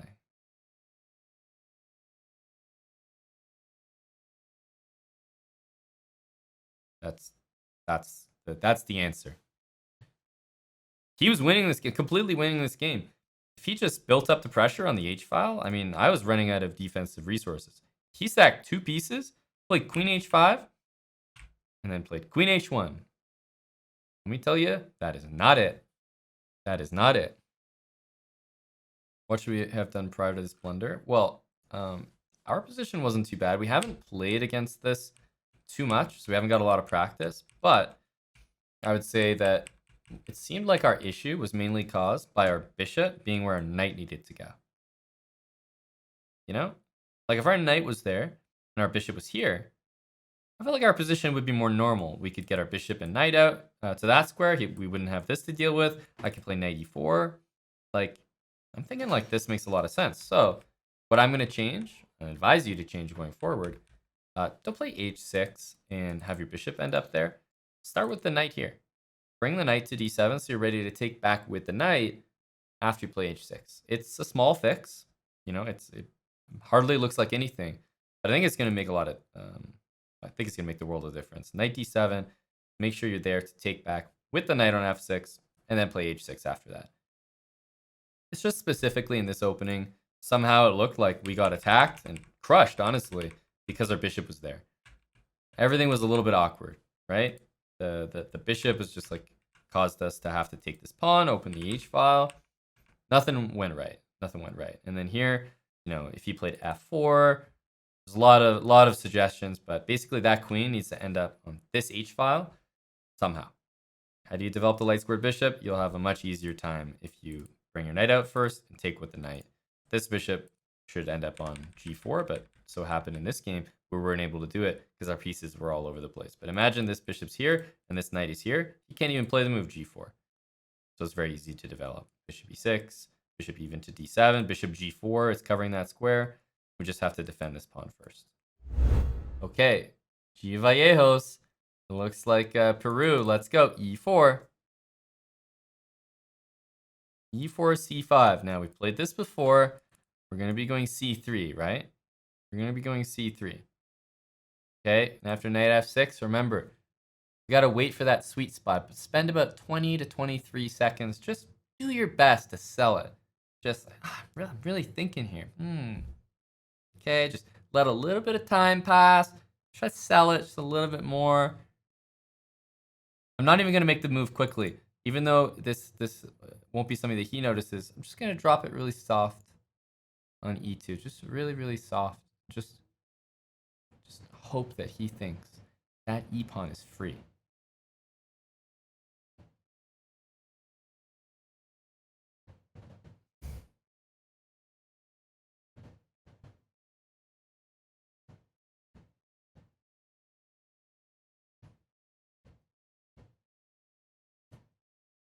Let's see if we can sell it.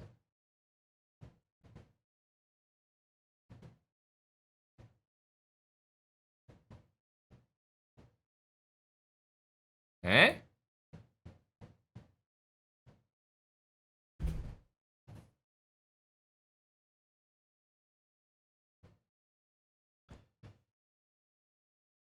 Okay.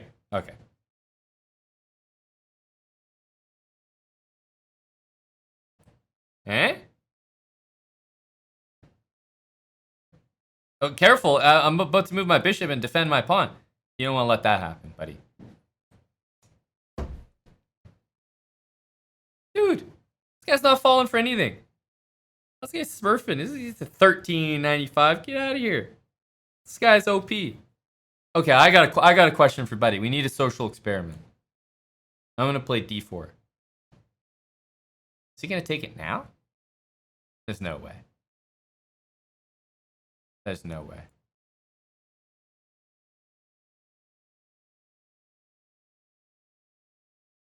That's what I thought. That's what I thought. That's what I thought. There we go. That's what we like to see, you know? You just gotta outsmart. We gotta outsmart the guy. All right? Now we're gonna get our knight out. That's great. That's great. The experiment turned out successful. So we might have to repeat this experiment against other Peruvians. That might be the play. Is that part of the habits? We'll review the game afterwards for, you know, accuracy purposes going forwards. But for now, we can chalk that up as a survey.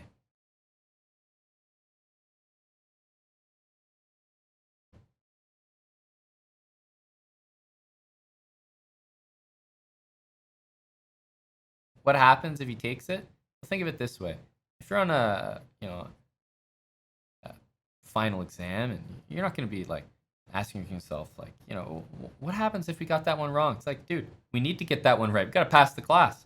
I just fingers crossed, you know, Prage. You didn't take it. Don't worry about it. It's in the past. You're never going to see this guy again. You're never going to speak to G. Vallejos for the rest of your life. Play one game against him. You're never going to see him again. All right? You know why you're never going to see him again? Because you're going to gain ELO. You're going to shoot past him. He's not even going to be in your tax bracket. All right? That's how you got to view these guys.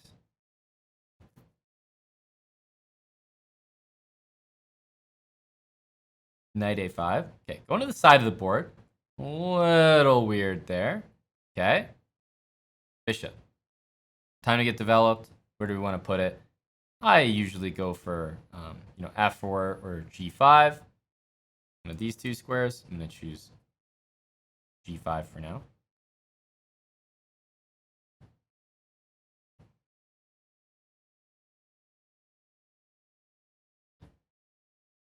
Knight b7. Okay, I don't know if our friend G. Vallejos realizes it is important to note that when you fianchetto your pieces, it works best if they are bishops. So, for example, bishop b7. Fianchettoing the knight, the rook, and the queen, not as good. Tends to work best with the bishops. Now, that being said, let's continue developing. Yeah, the knight fianchetto is a little less common, if I can say that. Less common. Let's go with that. Great move by my opponent. b4. And what is going to happen to me here, guys? Knight on c3 has to move. Of course it does, being attacked. What's going to happen after knight c3? Well, we're about to find out. Where does my knight go? Well, can I go here? No. Side of the board? Nah, don't like the side. It's got to be back. Generally, if I had to pick between these two squares, I might pick d1. It's got to go. It's going to come back in the middle of the board. Knight b1, I think, is very reasonable. The only thing that sucks is that my queen is kind of covering that square. So I think both are acceptable here. But hey, knight being attacked, got to move our knight. Let's go. Knight d1. You came here from Chess TV. Hello, hello, Marco. Now that you're here from Chess TV, I can tell you that there's not many things we do here that should be on Chess TV. Welcome. The habits it's one of the few we've got. It's one of the few we've got. Queen of d7. Unfortunately for our buddy, he missed what I would consider to be a very good move. Knight takes pawn. I'm going to take a moment to try to defend that. I mean, it's hard to defend both of these pawns at once, actually, but I'm going to take this bishop. I'm going to defend that pawn with my rook. Because he had me with knight takes e4 there. That would have been a strong move. You know, this is the thing about stream sniping in chess. Just because you hear a move, it might be a variation. It might not be the actual move that I'm recommending. I'm sorry, bud, but you're just a move too late. You're just a move too late. He takes. I've got to take this back. This might not work out for G. Vallejos. It is falling apart for him, but it could have fell apart for me. B4, knight takes E4 would have hurt. Would have hurt.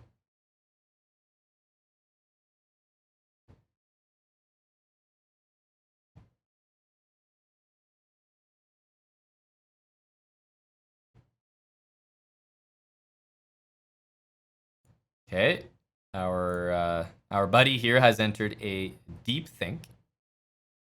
Deep think. Unfortunately, he had to move knight e4. He played it too slow. Queen d7 was not necessary by him. He's waiting for me to suggest another move. Oh, that could be true, actually. Sorry, that was rude of me. Let's move the rook. Yeah, so, I mean, queen c6 here, queen b5 here looks the strongest. Maybe h5. Oh, yeah, I think he's playing on his own now. Just give a check. Why no queen takes g7? Well, you know, I was reacting to this attack. My rook was threatened there. That's reasonable. Now, it'd be nice to get this knight into the game. Okay, we're going to bring the rook to the middle. And this knight can actually get into the action. Let's bring the rook. Okay, he wants to take there. We'll take it back. That's the pre-move. Let's get that in. We need to kick this queen out of the way. Okay, goes there. Let's take it. We need to kick the queen out of the way. Okay, we're going to take that. Once we kick the queen out of the way, we'll be able to give mate on f7. We're going to be able to do that. It's up to our friend G. Vallejos. We have 2.7 seconds. And it's all up to G. Vallejos to play queen d6. G. Vallejos, the action is on you. Unfortunately, that was a strong move by G. Vallejos. We're going to pre-move a check. We're going to pre-move this. We're going to pre-move this. He's going to play there. We're going to pre-move that. It's our only hope. G. Vallejos, please. Please.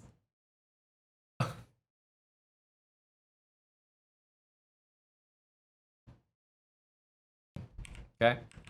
A6. Castling. Okay, remember, we still have this trick. Queen a4 check. That's why we're hanging our pawn here. Okay, rook e1. Still, I'm waiting for knight e4. I'm hoping he's going to do it. I got queen check. There's no way to react to it that's going to save that knight. d4, and I finally did it. Now, he should... Okay, he can take first. He should give some real consideration to taking that guy. And you know what I would have done? I would have played d5. Okay. Now, if this knight moves somewhere, I'm going to be playing queen a4 check and doing the same trick. So I assume that he might take me. And after he takes me, well, then I'm going to look to take back. Because if the knight moves, well, I'm looking at this bishop and thinking that I can get some good discoveries in. I can move that bishop and uncover a check from the rook on e1. Right? And I'm also attacking the knight here. So it's not that easy for him to get out of this position. Okay, so that's why I wasn't too concerned about what he might do. And I think I'd do the same thing if he didn't take, right? If he went here, it'd be the same type of move. Again, if the knight moves, I have that queen check. Okay, so we're really going to look to force the issue in the opening here with that queen a4 check. We got that in our back pocket. We also have our rook on the open file. So the way that he played it right here, I can leave that pawn hanging longer than you think I can. All right. e4. Let's go e5. Hey, that's true, Nepros, though. G. Vallejos wasn't cooperating at the end of that one. But you know what? Bishop c4. We got to go bishop c5. Make sure that we're not allowing this knight g5 thing, which has been quite annoying to us in this series. c3. There we go. There we go. c3. All right. d4. His intention. How have we reacted to this move in the past, actually? Like we played knight f6, right? Continue with this. And there's something important, but I would say not too difficult to memorize.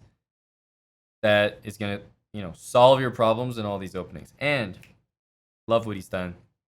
He's played e5. He's forcing me. He's forcing me to show, some of those things that I'm talking about. So if he goes for quick d4, e5, attacks our knight, am I going to put my knight on g8? Am I walking in to knight g8? I don't think so, guys. Come on. Would I do that to you in habits? Would I have you bring your knight out only to put it back on g8? Of course I would in level 1. But not in level 3. I mean, we're improved now. We don't do stuff like that. I see a lot of knight g4s, knight e4s. Basically, I see a lot of terrible suggestions. Queen e7, again, just a lot of suggestions that are god awful. So I'm gonna go ahead and throw in the move d5. Throw that move into the mix.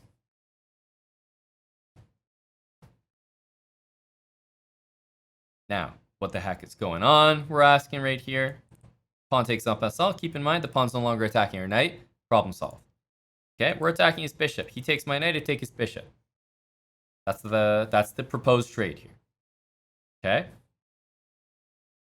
If he takes the pawn, I've also got a check that I can throw in there.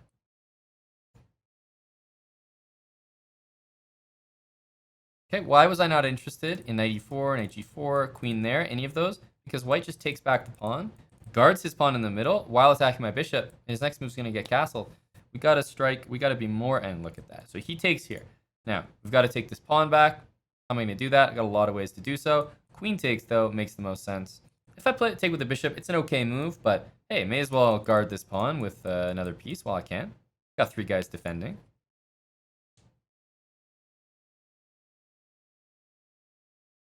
Castles, you know what? We castle. We get out of the middle, especially when it's wide open on the e file.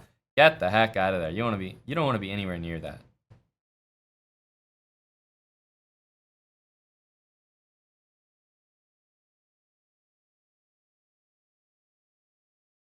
Aman, I was about 1,000 and more, but I lost so many games. Now you're 850. You feel like you're relaxed when you're playing. Easier to think, calculate. Playing faster makes you lose. Is that kind of like advancing? Yeah. You're either improving as a player or you're on drugs. So both of those sound like a good time in a different way. But I would say it sounds like you're probably improving. I'd say it's more likely you're improving. More likely. He takes back. We're going to continue. Knight takes d4. Whoa, potent potables. Whoa, I think he's going to continue. 50 gifted subs. There's no way there's any dodgers. There's no way. Potent. 50 gifted subs to the channel. There's no way there's any dodgers. Dude, we got guys typing easy dodge and they're subbed. Like I said, you guys don't even know when you've gotten tagged. Like a salty clown Tinder date. Just tie a little piece of red tape to their foot. Send them back on the apps. Queen b3. So he's keeping the queens on the board. He's keeping the queens on the board. Oh, yeah. Easy dodge. Okay. Sure, guys. Sure. I like his move a lot. Keeping the queens on the board. I'm up a pawn here. Got to finish development. What do we propose? What do we propose? Moving this bishop. We got this this pawn to reckon with. Right? Also, what is he intending? Probably bishop here. Probably bishop there. Okay, rook e8. Yep. Unfortunately, that move is going to happen. Otherwise, I agree with you. I like your suggestion. Okay? If not for that. Okay, so he's trying to take this pawn. How am I going to get developed? Well, how about this? I'm going to move my bishop back so that there's no queen takes b7. That's my one way to deal with it. There he goes. He attacks me. I got to move my queen.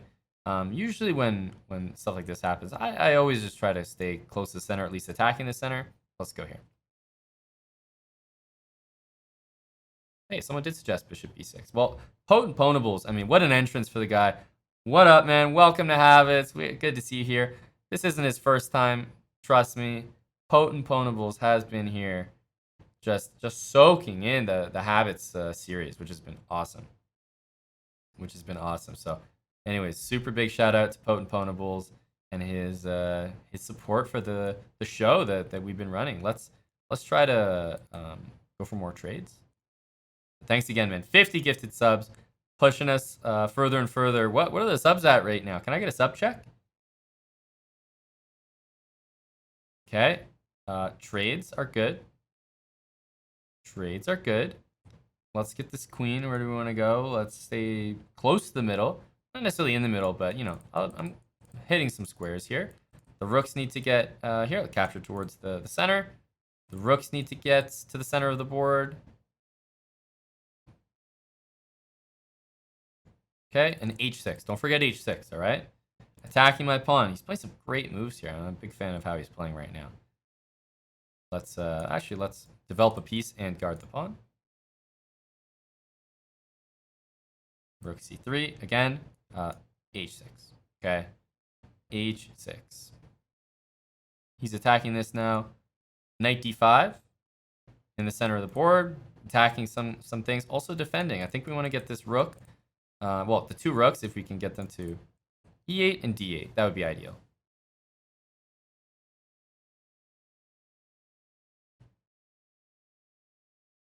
Okay, some suggestions. Well, pawn moves over here. We can do some random pawns. Those would be great. Something like doubling the rooks also looks reasonable. Okay, he's doing the same thing. Trading pieces. When have I ever been afraid to trade when I'm up material? Trade again. Trade again.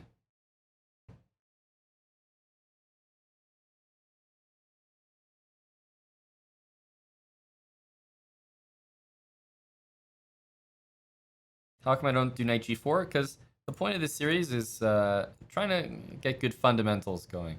Knight g4, well, it might be a good move to make some threats. In general, knight g4, moving the same piece again, a little bit offside. So not always going to be a good thing.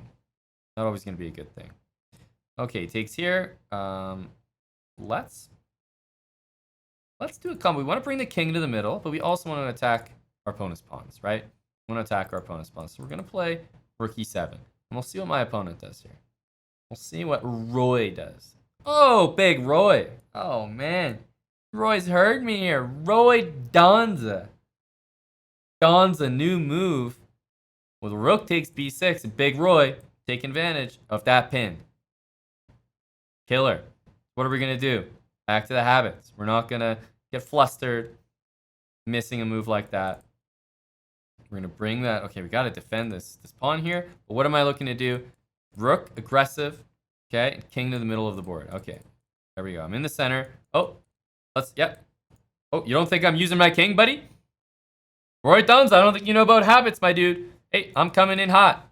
Let me in. Hey, buddy. Yeah. Well, hey, where are you going? Oh, yeah, I'm taking that. I'm coming in from the back there, Roy. Yep, you didn't expect me. Here we go. Here we go. Hey, oh, buddy Roy. Okay, we gotta help the pawn push. Remember, pawn push. Pawn push. Let's go, let's go. Pawn push, pawn push. It's all about this guy. Send him home. Send him home. That's all we know how to do. That's all we know how to do. Push the pawn. Oh, check. Hey, get him out of here. We got a queen. Free moves, free moves. We got it. We got to push it. Pushing that pawn is all we know. That is all we know. Oh, rook. Pre-move. Pre-move. Pre-move. Behind the pawn. King. King. King. King. King. Okay. King. Oh, okay. I got to actually use my rook now. Okay. And pre-moves here. Literally. I'm going to try to stay close.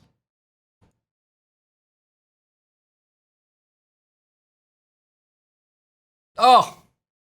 Ray Donza. Stop it, bud.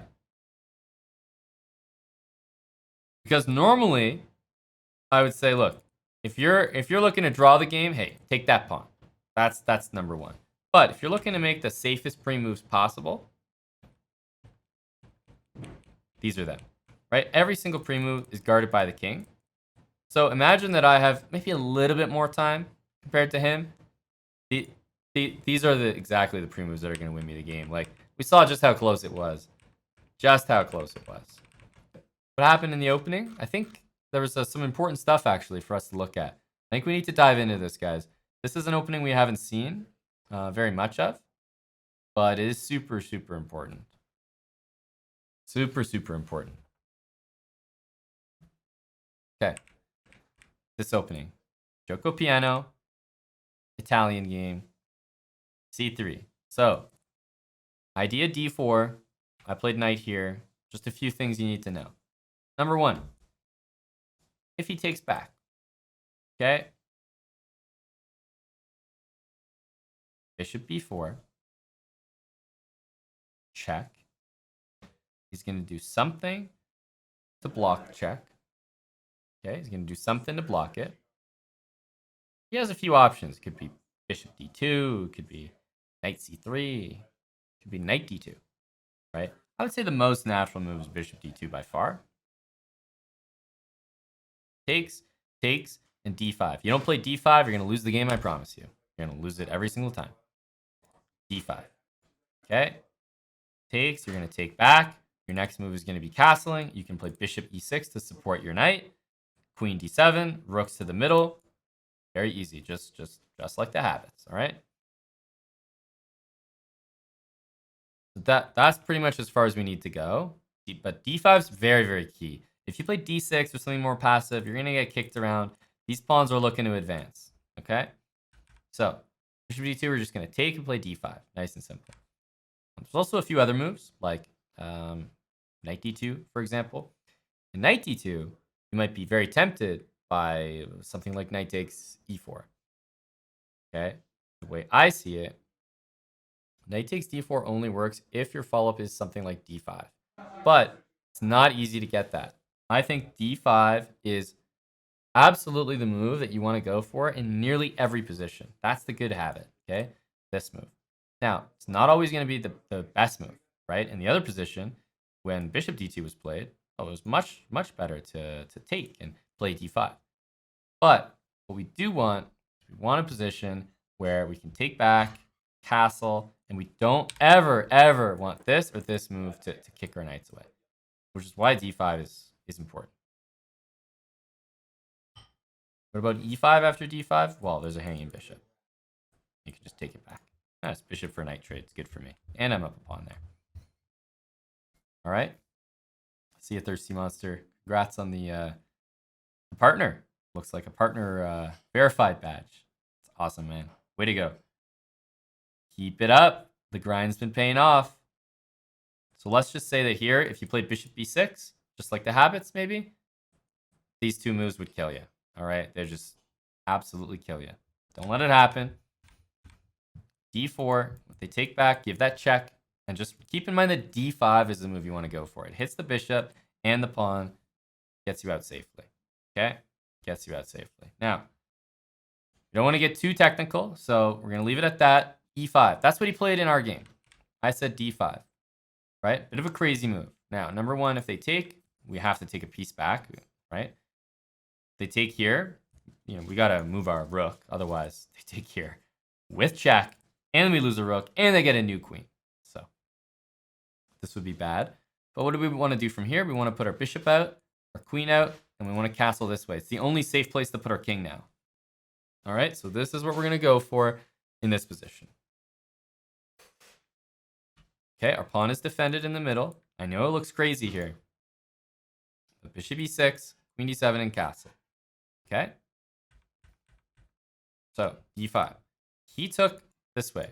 For this, you can just look at how I played the game. This is exactly all you need to do, right? Here, you're just winning a pawn, and you could already feel pretty confident in this game right here. Okay, that's good enough. Now, if he doesn't take, and he doesn't do this, what if he moves the bishop? Some people are like, what if he takes here? Well, if he takes here, I can take this bishop. This is going to work out for me. I could also give a check first. Both moves are fantastic, okay?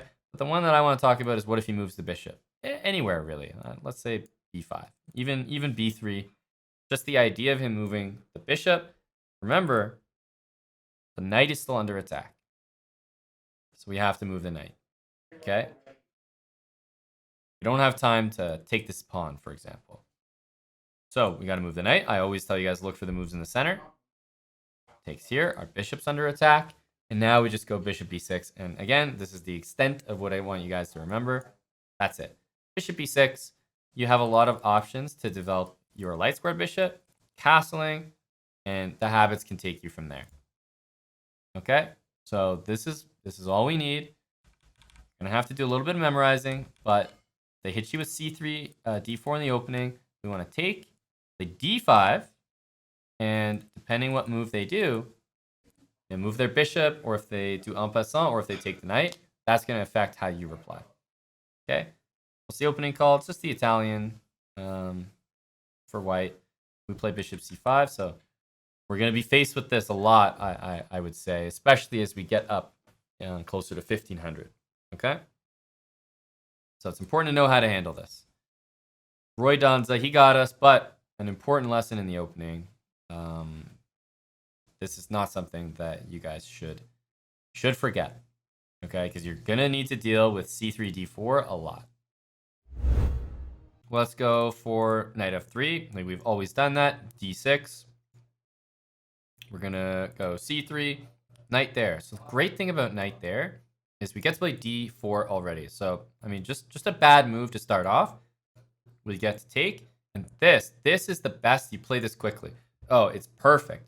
Yeah, oh, you just get them every time, boys. You get them every time. They take e4. This is the perfect one. This one works like 90% of the time. You play bishop e2. Oops, oh no. He takes your pawn. You play d5. And oh, this is just sweet stuff. Sweet stuff. Check. Sweet stuff. Just free love. Get him out of here, Kilimanjaro.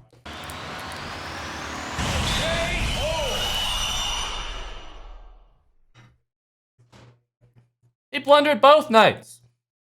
He blundered both knights. Get him out of here again.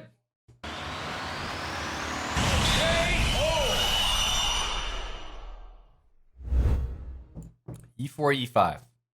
Okay. Knight f3. We know knight c6. Knight there. We've talked about this before, guys. Knight c3. If knight f6, there's no tricks with knight there or anything. But most of the time when I see knight f3, I have been going here, so I'm just gonna continue. But it's sort of gonna bring about the exact same stuff.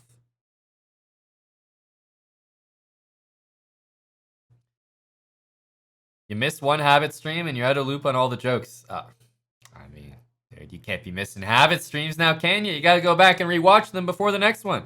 They're always in the VODs. Oh, okay, the bishop's out.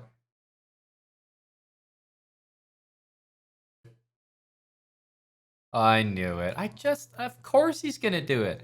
As soon as these guys get their bishop there and their knight there, all of them, they're like little rodents on a mousetrap. Yeah, of course they all want to play an h5. Dude, it doesn't work. It's a free goddamn piece. Get out of here.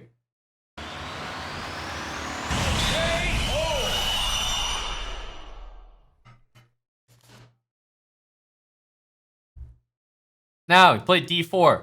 What are you supposed to do so you don't get embarrassed here, guys? After d4, are you going to let him win your queen? No. Are you going to let him win your piece? No. What do you do? After you KO someone, you can't be caught slipping. What's the next move?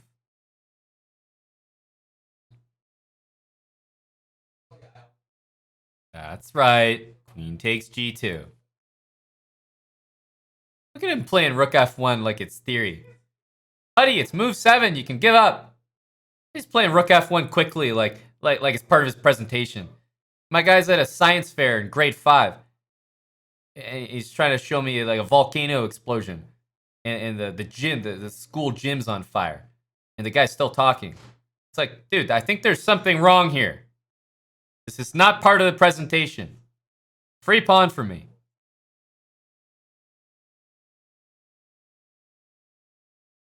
Peace lots? You still going here, bud? You still giving me the PowerPoint presentation on the fried liver attack?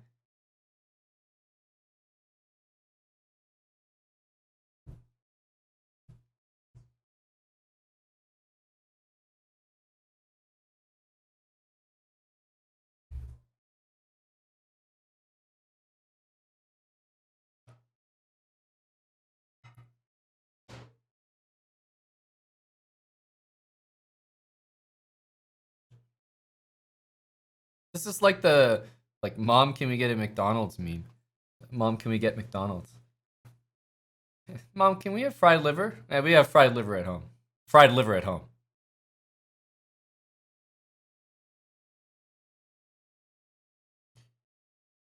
Well, I'm up material. We're definitely going to be trading. We're definitely going to be trading, and we're going to continue to prosecute the advantage in ruthless, ruthless style here. Bishop to h3. The rook has no place to go. No place to go. Now, of course, there's moves like knight f6, but moves like that exist for I would say people that don't need to be taught the lesson. You know what? P slots, I want him to improve. If I'm going to go soft on his fried liver here and not absolutely punish what I'm seeing, he's not going to learn. He's not. Right?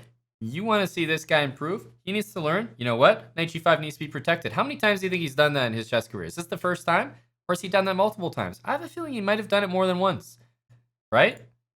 Got a threat here. Let's protect it. I think in the past I've usually used my bishop. I could go rook c8 as well. But I'm willing to say it's probably not his first time doing that. All right? He looked too comfortable down a piece for that to be his first time. There was no shock in P slots' game. It was a little bit more, the expectation was there. I didn't see the genuine fear from P slots. Right? Bishop b3. We're going to take it. It's not pretty, but we're going to take it. And you know what? Blundering knight c7. What's going to happen? We're going to take on e3, and he's going to take back, because that's our buddy P slots at the end of the day. Stillness preparation. I think you're correct. So queen's under attack. Got to move that thing. Queen takes e4. Here we go. He's just a lad. He's just a lad. At the end of the day, he's just a lad. F3. Queen's under attack. Got to move it. Being attacked, I think at this point, we just want to give checks. Also, just queen back to c6. Very good move as well. But let's give a check. I think even b4 is reasonable as well. But either one of these checks would be good just to get the queen out of the way. Next move, knight f6. There we go. Knight f6. Okay, he long castled. We can short castle here. There's an open line to our king. But you know what? If P slots is long castling, I'm long castling.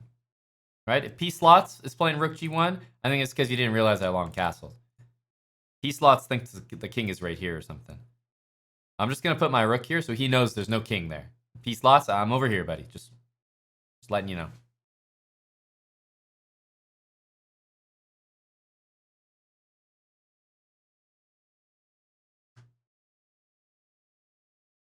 Okay, I think it's sinking in. Bishop back to the center. Right? What are we gonna think of doing here? Probably d5, right?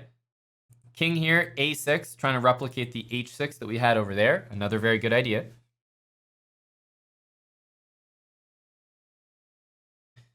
Okay, he's attacking this pawn. I could probably just leave it there, but g6 makes a lot of sense. G6 makes a lot of sense.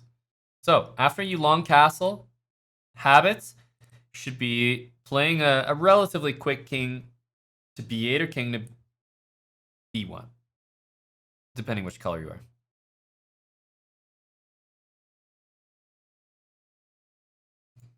See what he does. But yeah, king here, a6, rook to the middle, d5. Those are all moves on my radar, unless he threatens something and I need to react.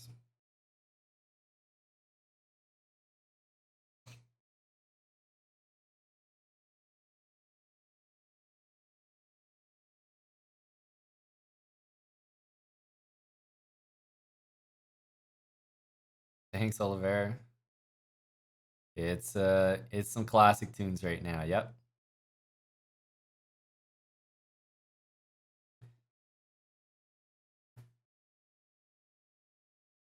Okay.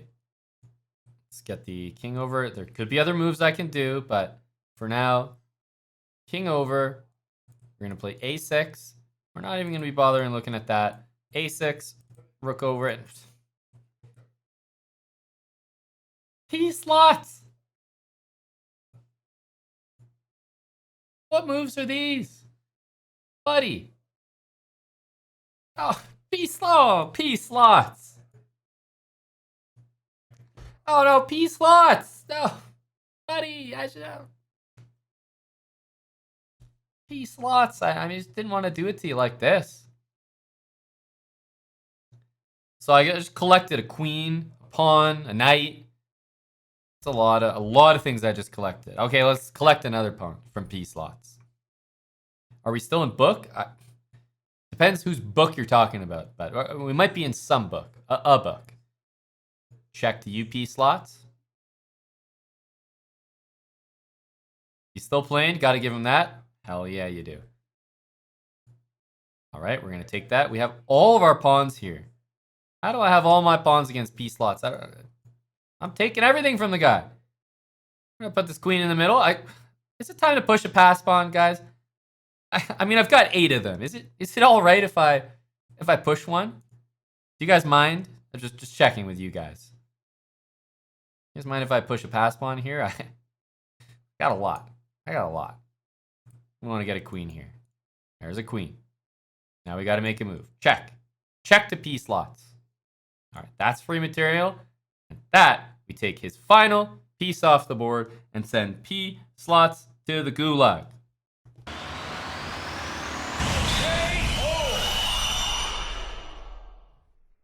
Now, what happened? All that happened was he rushed into this. Seriously, P slots needs to be careful. He can't be rushing into this this idea. He needs to support it with the bishop from C1. Okay? By not doing that, there's a whole sequence that simply unfolds here. There's a whole sequence that unfolds. So that's why I have been going with the bishop first, and until I see this pawn move, then I get the knight out, and if he goes knight there, I castle. That's how I've been handling this fried liver stuff. All right? That's how I've been handling it. Uh-oh. Guys, the only way we're going to have success today is if we take down the Canadians. How dangerous have those Canadians been? They're really killing us out here. Oh, guys, hang on. Pause, champ. Knight there. Oh. Wait. He's good. However, we're gonna set the bait. Okay, it didn't work. We have a Canadian. I knew it. This Canadian is too tough. They never fall for it, guys. They never fall for it. All right, we're back to basics. Get that knight in there. PFT declined. I'm telling you, Canadians are tough. You guys have been, they're thinking I'm making a joke around here. No, the Canadians have been killing me today.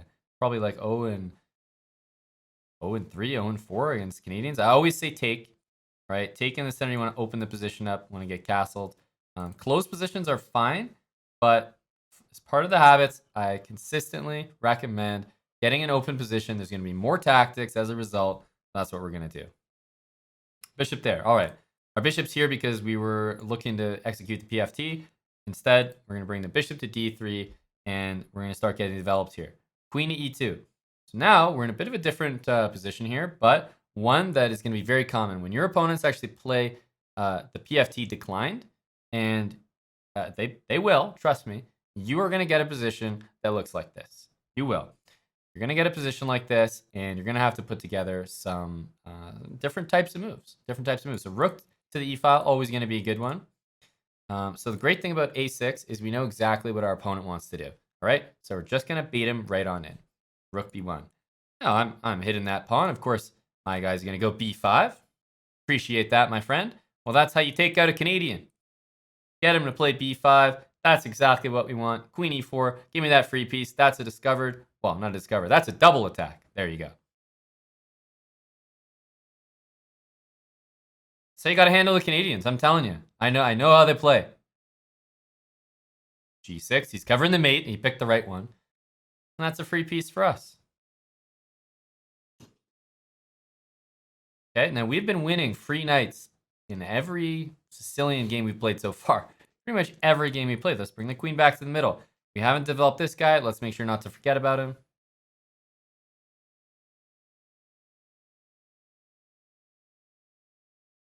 Queen there. He's got a threat. I think we develop a bishop and just take care of that threat. Nice and easy. Bishop attacking the queen. Now, something that I'm going to play here. Queen f4. Now, why am I going to play queen f4? Because I'm up a piece. Let's not forget that. We have one extra piece on the board. So I don't care about anything that happens after a queen trade. As long as I trade those queens, trade those pieces, I am going to get closer and closer to a win. Is protected. E5. He's blundering a bishop. And once again, you can delay the PFT. You can decline the PFT. But it's always going to be there. It is always going to be there. He takes here. We can take that back. Bishop h6. Oh, it's spicy. It's spicy. But no, we're going to stick to the habits. Queen takes. Queen takes. Queen takes. We temper ourselves here. Yep. Trades. GM Benjamin Feingold, thank you for the raid. And the gifted sub. Whoa, someone's got to stop Ben with the support today. Thank you, Ben. Let's defend that pawn in the middle here. How many people is how many people is Ben bringing with him today? Barely get that out. 465. Welcome, guys. Welcome. Potent Ponables. 50 gifted subs. If my welcome wasn't eloquent enough, I mean, I thought I did a good job, but you know, if my welcome didn't do enough for you, how about that welcome from Potent Ponables? 50 gifted subs. Any raiders get a sub? There's a free pawn there, but I'm gonna basically double my rooks here, and then I'm gonna try to push a pass pawn. That's gonna be my plan. Okay, I always tell you guys, 5 more from Pink Pocky. On top of that, okay, we take, and we're gonna execute my plan here. Push this guy. Any raiders get a sub? 20 on top of that from Naprosto. Thank you, Naprosto. Thank you, Nancy. And thank you, Potent Ponables. It's been 100 from Potent today. 100 gifted subs on top of that. Okay, we got to move this bishop. Okay, let's put it all the way back. And we're gonna send this pawn up the board. I've always told you guys, push a pass pawn is one of the best ways to prosecute your advantage, to win that game that you're having so much difficulty with. It's really tough. People have a hard time stopping pass pawns. Rook c1. It's like, dude, what's this guy doing? I have no idea. I'm just pushing my pass pawn. I'm just pushing the pawn. You know, it's crazy, but it does work. It does work. All you do is push that pawn. So thank you so much, Ben, bringing the people over. As you can see, we got a little bit of hype going on right now. We got a lot of supporters that are coming out of the woodwork and gifting subs for the big raid. 465. Ben himself also got in on sub gifting, and pushing that pawn helps us get that win. Once again, the habits are paying off. Guys, can I get a count? How many games has it been in the Sicilian that I've done the same C3 and that I've won a night? Like, we are just absolutely, we have like probably 100% win rate in that line. It's such a good line. Please start playing it. I don't want to hog all the wins here. You guys need to get out there and join the pool. You're going to be clapping people if they ever play that. Let's see if we can hang with a 1470. Holy smokes, Daniela with 5 gifted subs. Let's keep going. We follow the habits. D4. D4, important. We got to take that. Knight G5. Holy smokes, I've seen this move never. We have seen this move never amount of times. Oh, we've seen support from Richard BPK. 15. What's that? 10 on 10 from Richard BPK? Is that 10 on 10? That's just 10 subs from Richard BPK. Oh, I came in double here, but that's okay. Richard BPK, we'll call it 20 subs. That's what it tells me over here. I don't know. I just run the store. I don't know. I don't do the financials here. Thanks for the 10 subs, Richard BPK. Daniela, thanks for the subs as well. That Stokes at 20. Ponables 50. My goodness. What are we going to do with this move? How do we handle this? Great question. What am I going to do to start off? I'm looking at moves that get developed as soon as possible. I want to develop quick. Okay, I want to get castle. And can someone tell me why the move h6 doesn't work? That's what I desperately want to know. That's what I desperately want to know. h6. This looks like something that KH2490 is here to mess me up with. It looks like something that he's here to mess me up with. So, you know what? If I'm going to go down, I'm going to learn a great new opening trap to start off the day. There we go. Knight takes f7. Well, oh my goodness, he's pre-moving. Guys, he's pre-moving out here. That's ridiculous. He's absolutely sending me right now. Do I have a chance here? Where do I put this king? King G6, King F6, King there. D5? What am I supposed to do here? The subs are coming in. We're at 178%. I'm going to get mated in 5 moves. Well, you know what, guys? If you're about to get mated in 5 moves, you know, just have a good time with it. Here we go. Just going to have a good time with it. Here we go. You know what they say. Bring you go down. Yeah, you gotta have a good time. My opponent said, "Stop cheating, bitch." What? Oh, sorry. If you sack a knight and you're not checkmating me in 3 moves, I'm cheating? Is that how it works around here? Is that how it works around here? Didn't realize King G7. I was sending it forward. I didn't realize. Wait a minute.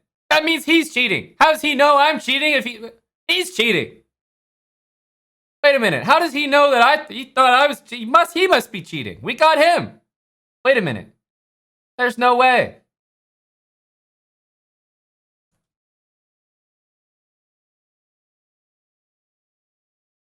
Wait, maybe I can ask him. That's a good question. Wait. How do you know I am cheating? Maybe we can bait him in. This is like undercover. This is like undercover. To catch a cheater. See what we can do. So, he's got a threat. It's E5. Gonna hit my king there. How do we get out of this one? He's got some big moves. I think we either move the king or we somehow block this with knight e5. Only 2 moves that I can think of, right? 1 and 2. I'm going to try knight here. Oh, f4. My goodness. He's a step ahead of me. Takes this guy. Oh, no. He's playing quick. We got to watch out. Guys. How are we going to handle this guy? I mean, let's stick with the development plans here. Stop cheating. In fact, I don't know what we could call it, but what's the opposite of cheating? Instead of cheating, I'm actually using rules that are supposed to make me play at a lower level. This was the last accusation I expected. I'm doing the exact opposite.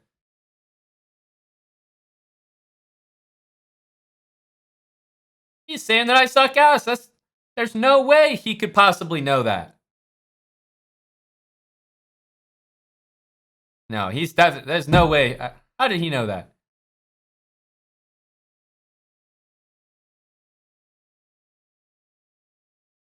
He said stick to playing checkers. But dude, this is chessbrah. I can't. If I could stream checkers and get a whole bunch of viewers, I'd stream checkers. I don't mind. I'm not against it. This is stick to checkers. Dude, I can't. It's a business decision. The whole model is based off of chess.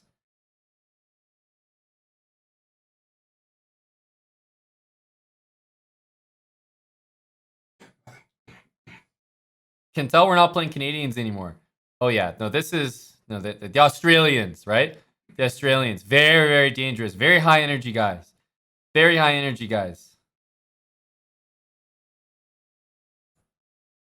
He also knows how to swear on chess.com. He's writing periods between his swear words so they don't get blocked by the chess.com.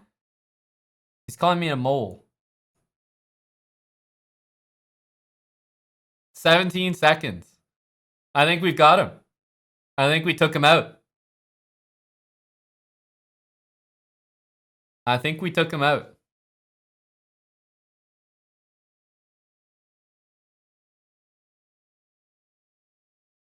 There we go. See you, buddy.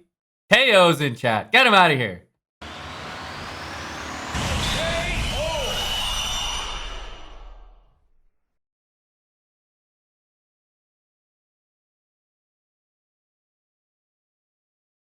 Your opponent has been warned for abandoning the game. Was he a good sport? No. Sorry to hear that. Oh, that's okay. Hey guys. Just a reminder that building habits is going to be a regular series on our YouTube channel. So make sure to get subscribed if you are not already. Drop a comment down below for the algorithm and let me know what you thought about the video. See you next time.